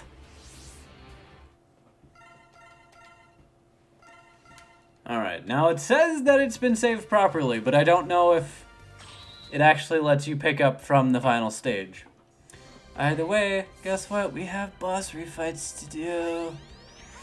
Are you excited? I'm so I'm so excited, y'all. Anyway, we have some lives to spare. Ready?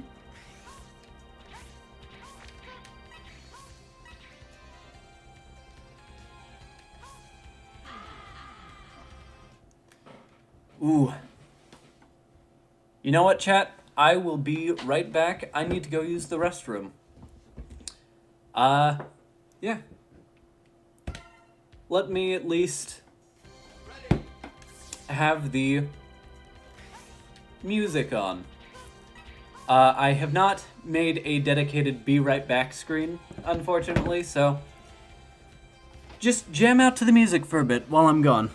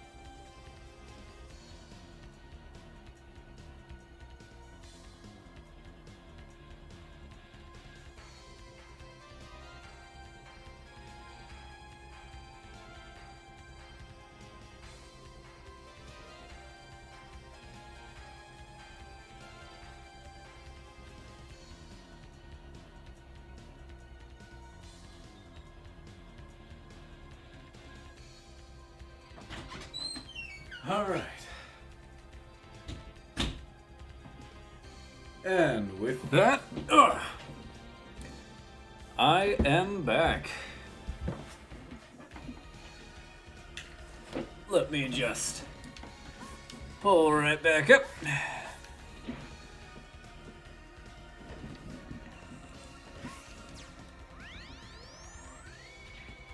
Alright, oh look, hey, it's everybody's favorite section of Megaman X, playing through the boss refights. Alright.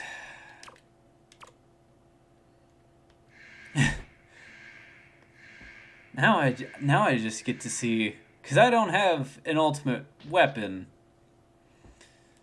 Now I just need to remember what each Maverick's weakness was. It wasn't that, apparently. Oh, stop it. It is not Ground Hunter. What is this? Double Cyclone? Double Cyclone.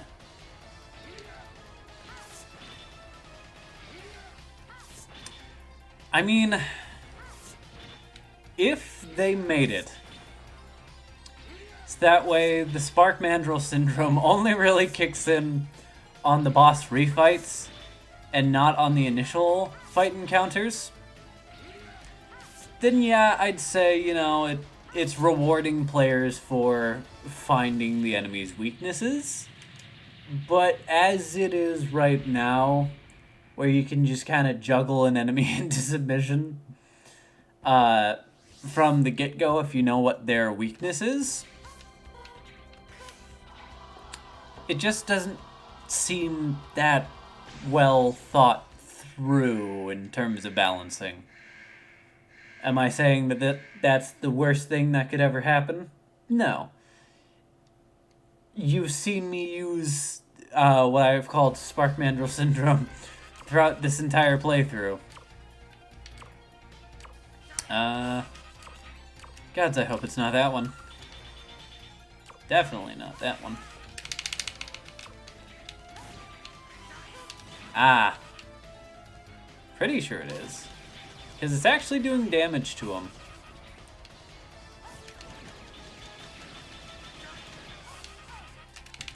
Ah.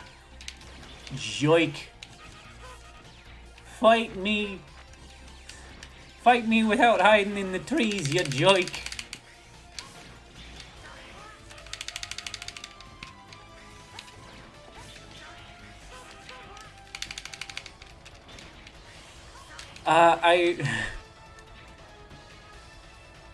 I for the most part don't typically talk about like my favorite boss weapons from all of the Mega Man games in general, because I tend to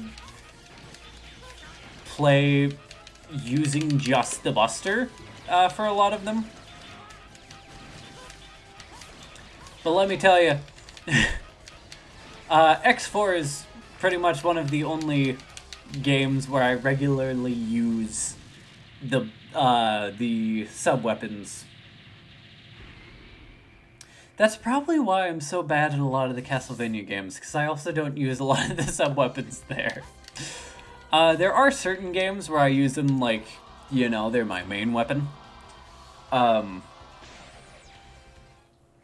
for a lot of the, like, classic Vanias, I'm pretty terrible about not forgetting to use my sub-weapons.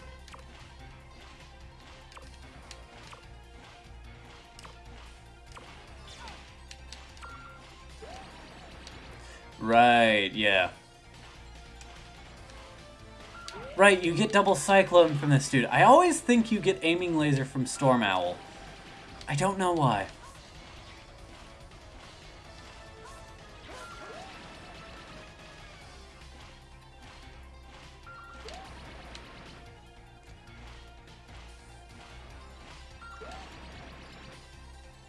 The noise he makes when he gets hit by it is hilarious to me. The ooh! The hooting noise, I guess.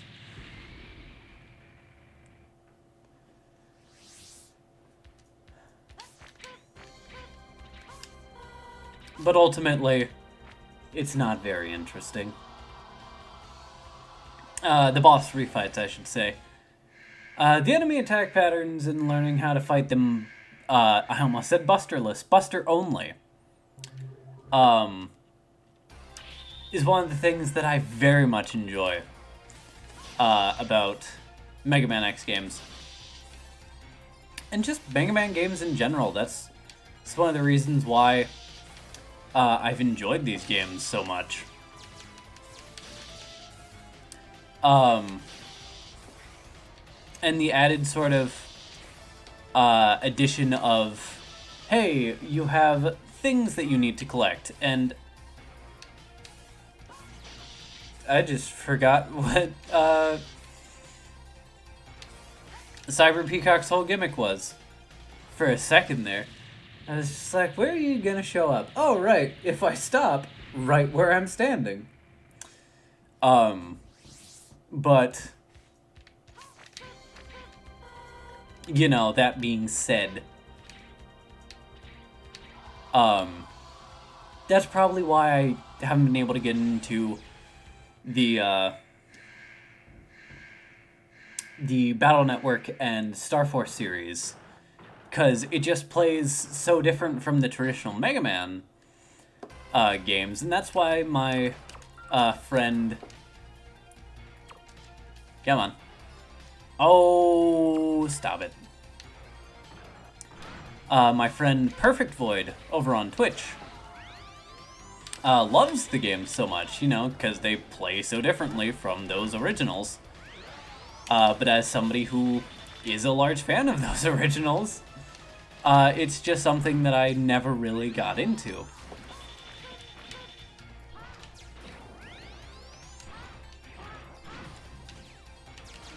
But of course, I'm willing to give them a shot again, just to see if my opinion changes. I will say, the first Battle Network game I played was Megaman Network Transmission on the Nintendo GameCube, which just wasn't a very good Mega Man game in general. Like, I'm sure if I took the time and I leveled up Mega Man, you know, the Buster would fire faster, it would do more damage, this, that, and the other thing. I just don't think it's a very enjoyable game to play. It's just so sluggish and, you know, sort of slow, which is one of the things that I want to avoid in Mega Man games. And it's funny because a lot of people talk about like sluggishness and things being slow in terms of Mega Man 8, but I don't know what it is. I just really like that game. I don't know if, like, there's some sort of bias there or something, which, if there is, I will be the first to be like, yes, you know, this could just entirely be due to bias, because, you know, I whenever I play through these games, I always play through them going from the first game to the last game.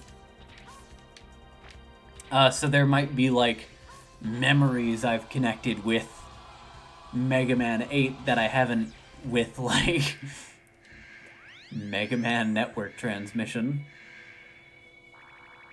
But I always end up having a much better time in spite of the sort of sluggish feel of the game and the emphasis that it places on spectacle, which can sometimes be in the game's detriment.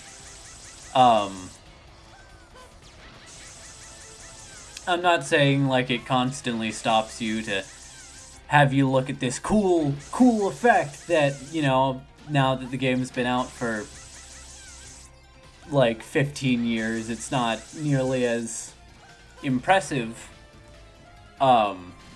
It's just something that, you know, it's just the general game feel. Like, the older games, because they had much more simplistic sort of styles, felt like they were a lot snappier. They only had the amount of animation that they needed. And of course, you know, the character's sprite was small, so they had him go relatively quickly, so that way the pace of the game was kept up.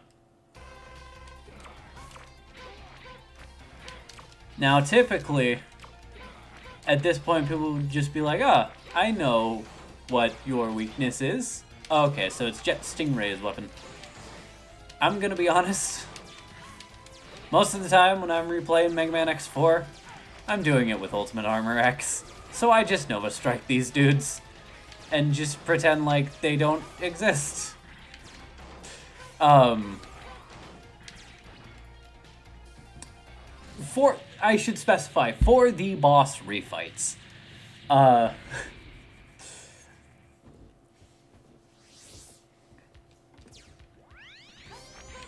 You know, of course, I want to give these games a proper run-through, so I don't use the ultimate armors for these main playthroughs, but I will make sure to look up and show y'all the codes for the ultimate armors for these games, if y'all so choose to show them. This is amusing. It really is, X. You're Sigma! My plan to keep Repliforce and the Maverick Hunters at each other's throats worked perfectly. Double did a good job as a spy. Why you? Repliforce are the fools this time. Now all that's left is to destroy Earth with the very weapon they made. No! I'll never let you do that! Try hard, X. Your life depends on it. Now you might be wondering, why is there a cut there? That's because in Zero's playthrough, there is an entirely separate cutscene that plays there. Like an entirely different anime FMV.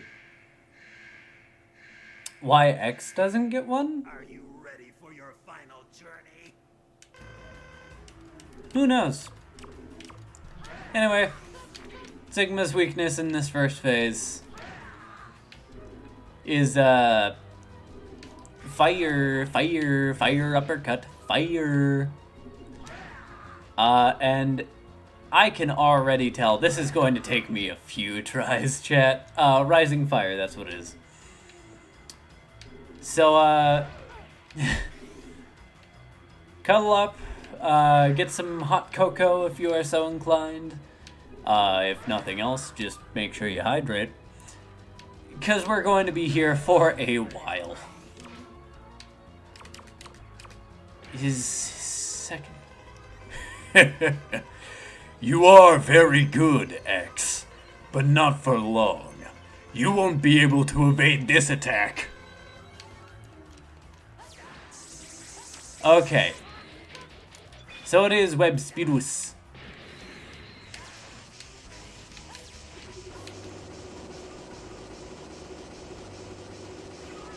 Dang it. Oh, it can hit him twice if you get him just right. Excuse me.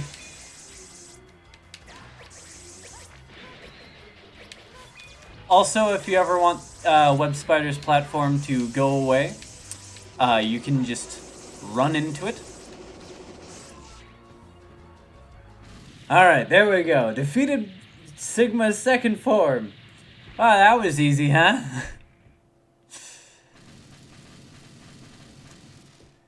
I'm just kidding. There's a third phase. Let me get the health. Let me get the health. Feel my incredible power. Drown in the empty vastness of space. Prepare to become space dust. There we go. So much for being able to use it as a friggin'... This thing sucks as a shield. Right, so... Like I said, I don't very much remember the weakness of Sigma Phase 3. So this is gonna take a while. Prepare to become space dust.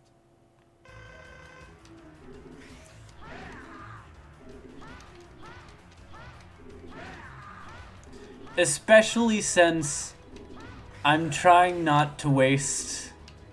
Yeah, you can't duck in this game. That was introduced in X5. Especially since I'm trying not to waste the two... I forget you can't dash under. You have to jump over. Especially since you only get 2 sub-tanks in this game. Unlike, the... Are you ready for round 2? Compared to the first 3 games, which gave you 4 sub-tanks.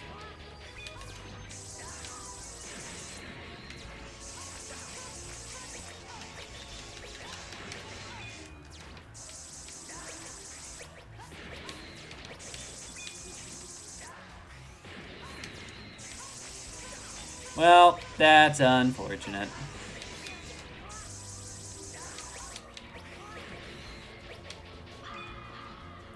Dang it. Anyway, let us continue onward. While I'm glad it doesn't give you his text every time, it does have him say the line, Bart. Prepare to become space dust. Yay!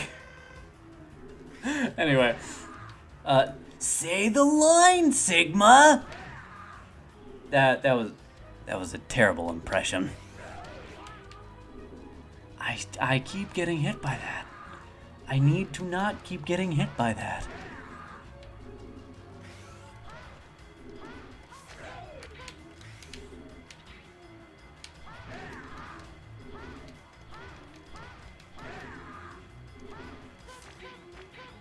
Web Spidus is actually the Japanese name of Web Spider. If y'all have been wondering why I've been calling Web Spider Web Spidus. Mainly just because it's a funny name to say.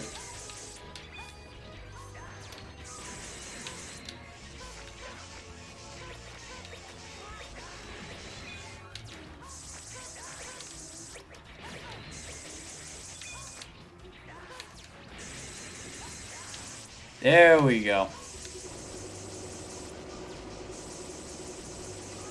Dang it. I keep barely timing that incorrectly. Haha, dork. No! I hate the boomerangs. There we go. That's a bit more health for Sigma 4. Sigma 4? Sigma 3? Excuse me. I don't know who I am anymore, I guess.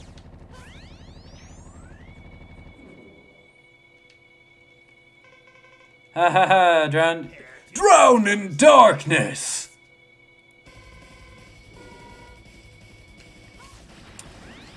Sonic 06 is a game that theoretically I could play.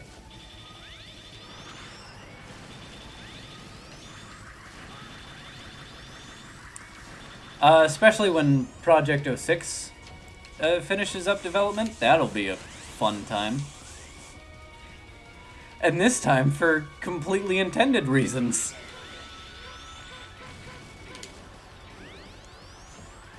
So yeah, this is the gimmick of the Sigma fight. He has different... Whoa. Different sort of phases in between the two Sigma boss health phases, I guess is what I'll call them. It randomly cycles between these elemental heads.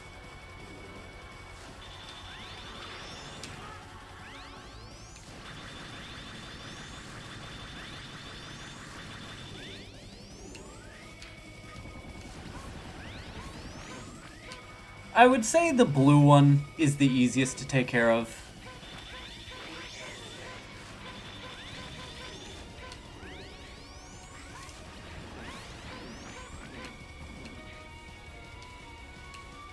But none of the elemental heads are necessarily too bad to take care of. Excuse me.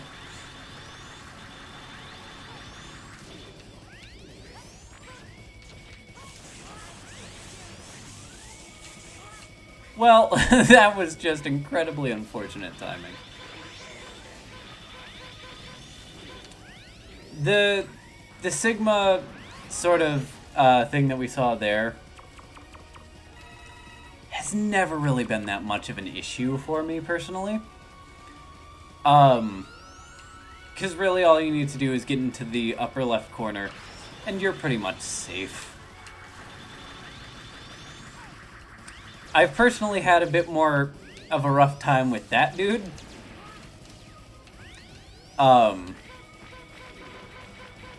Just because there's, you know, more than one or two attacks that dude cycles through. Just barely not enough.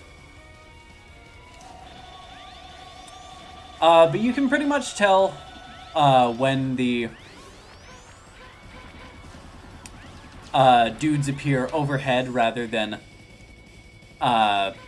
acting as sort of a buffer between you and the sucking Sigma head is, I guess, the best way I can use to describe that thing.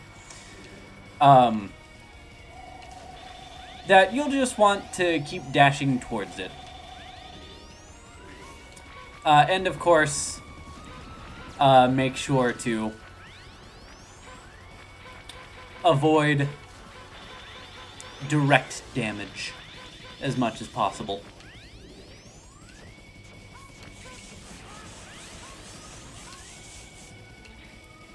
As you see, you can destroy the elemental heads. I just kind of do it because, you know, it's not too difficult to do. And it gets the phases changing the slightest bit faster. Right, it actually did its other attack. I'm surprised. Dang it.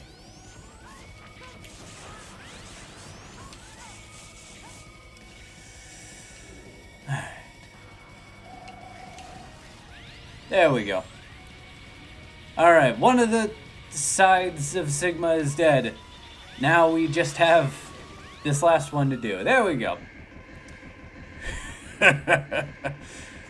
What's so funny? This weapon is aimed straight at Earth. Already. No one can stop it now. Damn! Goodbye, X. Also, it's strange that, like, the Maverick, the battle body is wearing Sigma's normal face as, like, a visor. Also, oh no! How are we going to stop the final weapon from crashing into Earth? General! The weapon can be stopped with my body. But then you'll... Many of my men have died. As their leader, I must leave with them. X, please forgive our foolishness. General! Live and learn. Hanging on the edge of tomorrow. Live and learn from the works of yesterday. Alright. It's not exactly the same, and I know this game came out first. But still, it makes me laugh.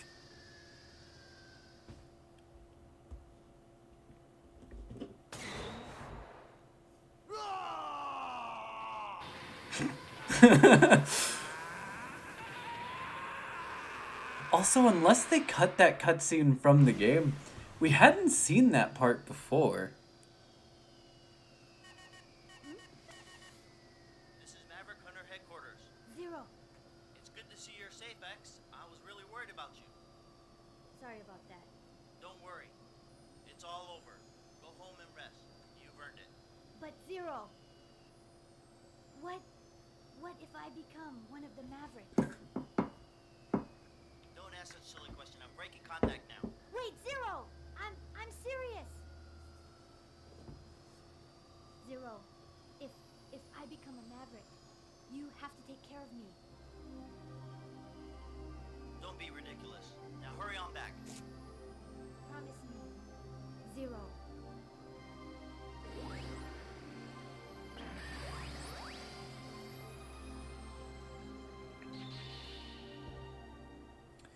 Don't be silly, I'm breaking contact.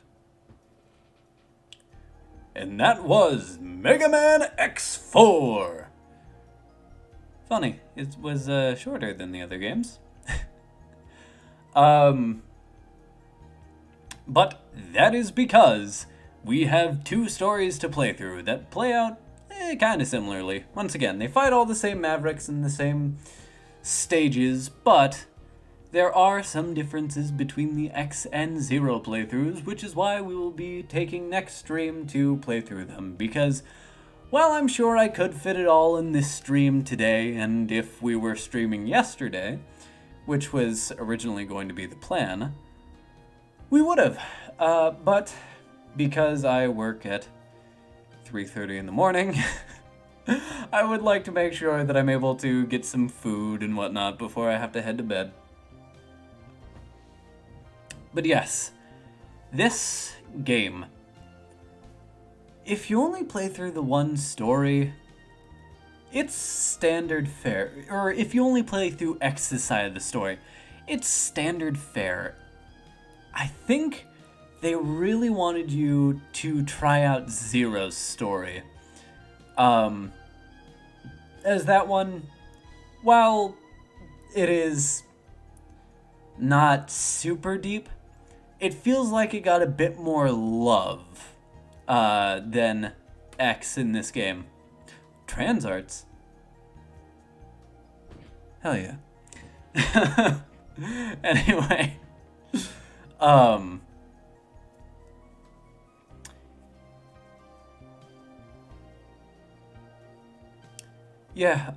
overall, once again, it's a really good game, really solidly designed. There's nothing that I find too frustrating. Even the final boss, which I have had troubles with in the past, if you really hunker down and make sure you are focusing on what attack is happening when, it's really not too bad.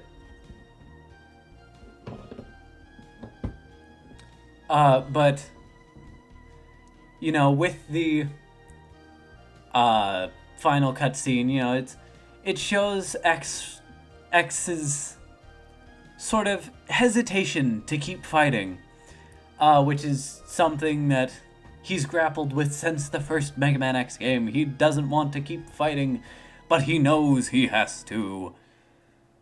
And that's something we might see more in future games.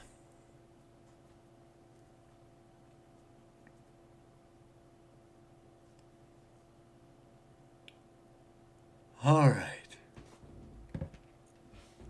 The battle has ended, yet somehow, X doesn't feel quite right. What caused all those robots to turn into Mavericks?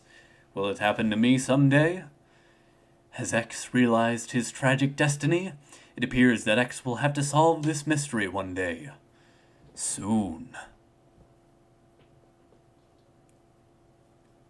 Alright. Now,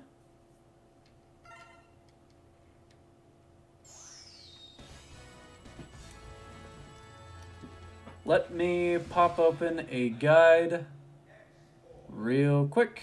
Make sure that I'm doing this correct. Alright, so to get Mega Man X's Ultimate Armor, highlight X on the character selection screen, then press B twice. This is assuming you're using the Xbox gamepad. Hit left on the D-pad 6 times. 1, 2, 3, 4, 5, 6. And then hold L1 and R2, or left bumper and right trigger together, and then press start. If this was done correctly, X's main part should be purple instead of blue when we start playing.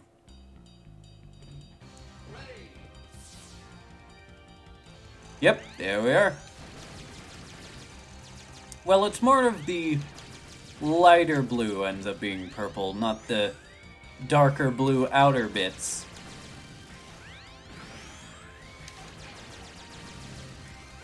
But because I have some extra time, I will show you what X's Ultimate Armor does. and showing off that, yes, you do not have to fight the big dude.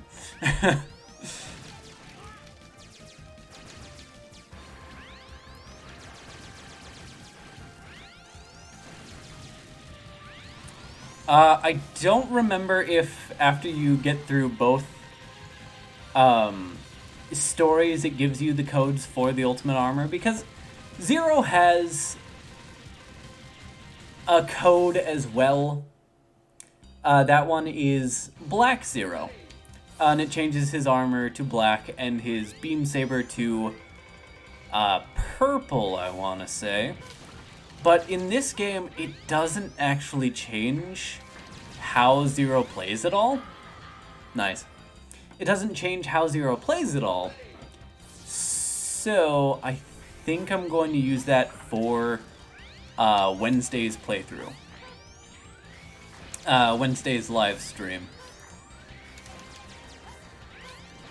Because, you know, a lot of people just play through the game as normal Zero, and from X5 onward, the Black Armor Zero does give him benefits over normal Zero. So I won't use it for those games, but just to get some visual variety, I will make sure to use Black Zero at the beginning of Wednesday's live stream.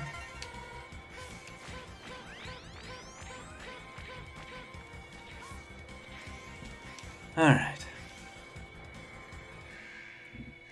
And it's a good thing that this thing doesn't talk at us, because more useless text to cycle through. Not useless in the sense of, you know, story being useless. Useless in the sense of, for what we're doing right now, we just need to get into any stage that has a Dr. Light capsule, which is not the intro stage. Ah. There we go. I know at the very least Megaman X6 tells you how to get the ultimate armor. The ultimate armor. And I'm happy to say X4 through X6 doesn't really change the ultimate armor that much. I do believe that in X5 onward, the ultimate armor doesn't grant you infinite use of your sub-weapons. It just greatly reduces the amount of the time that you, or not the amount of time, massively reduces the amount of weapon energy that it costs to fire sub-weapons. But, you know, I will make sure to show off the ultimate armor. That is something that I want to show off for y'all. Anyway, so let's head back into Web Spider! Just to show off the ultimate armor. Once again, it is very similar to the fourth armor, only in the fact, only changed in the fact that the Nova Strike is a one-shot kill, and the Nova Strike can be used infinitely. If you decide to pick up the X Legacy Collection because you like what you see, or you think that this is up your alley, go right ahead. But I would recommend saving the ultimate armor for a secondary playthrough. X, you finally arrived. This capsule contains the sealed secret parts for the ultimate armor. When you execute the Nova Strike, the wings will open, and you can execute the invincible body crash attack. However, this armor is not completed. This armor is not completed yet, and your safety is not assured. If this is acceptable to you, enter now. So I don't know if that was a mistranslation, but I have no idea what the hell Dr. Light is talking about. Also, the ultimate armor uses the plasma shot parts, so I think whoever programmed the Ultimate Armor also thought that the Nova Strike was... Or, not the Nova Strike, the Plasma Shot was much better than the Quad Charge Shot. Which, hey, I'm just glad that, that means that they brought it back for later.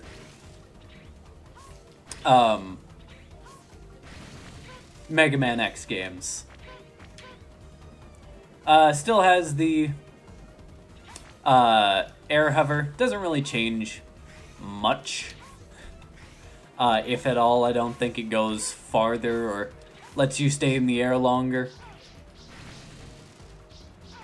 But once again, could be wrong. I haven't dug through the game's files and seen like, oh yes, the air timer for standing and using the hover with the Ultimate Armor is 10 frames longer, or you know, things like that.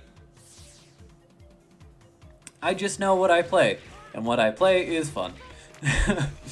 Especially since you can just whee.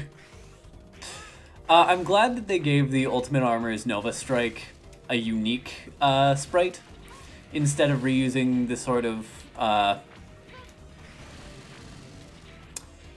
what would you call that? I guess like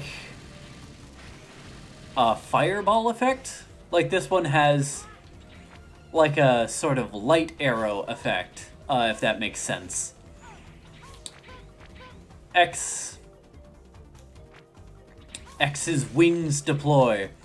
And while you can't, like...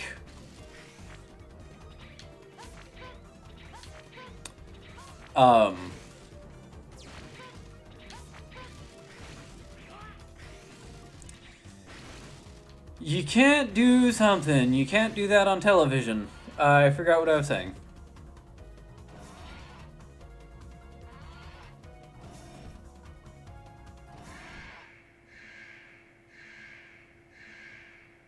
Yeah, it's just gone. Anyway, I will make sure to type out the Ultimate Armor X cheat code in chat. So if you missed me saying the code out loud... right, it doesn't one-shot bosses in this game. It just does a lot of damage and lets you just mow them down. And once again, you're completely invincible while doing this.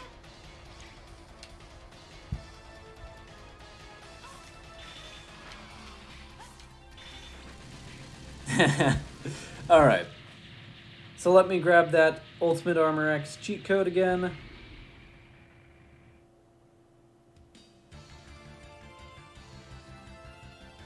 And type it out in chat. Shoutouts to game FAQs or game facts, whatever you call it.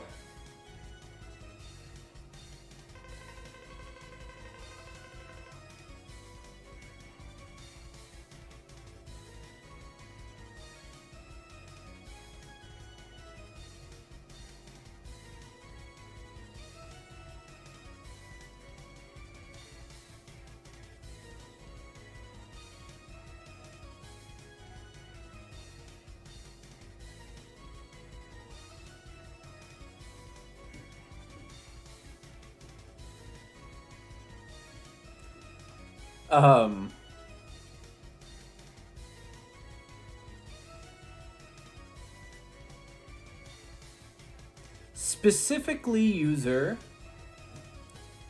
Hanzaimon for writing down the Ultimate Armor X cheat code. Alright, left bumper and right trigger.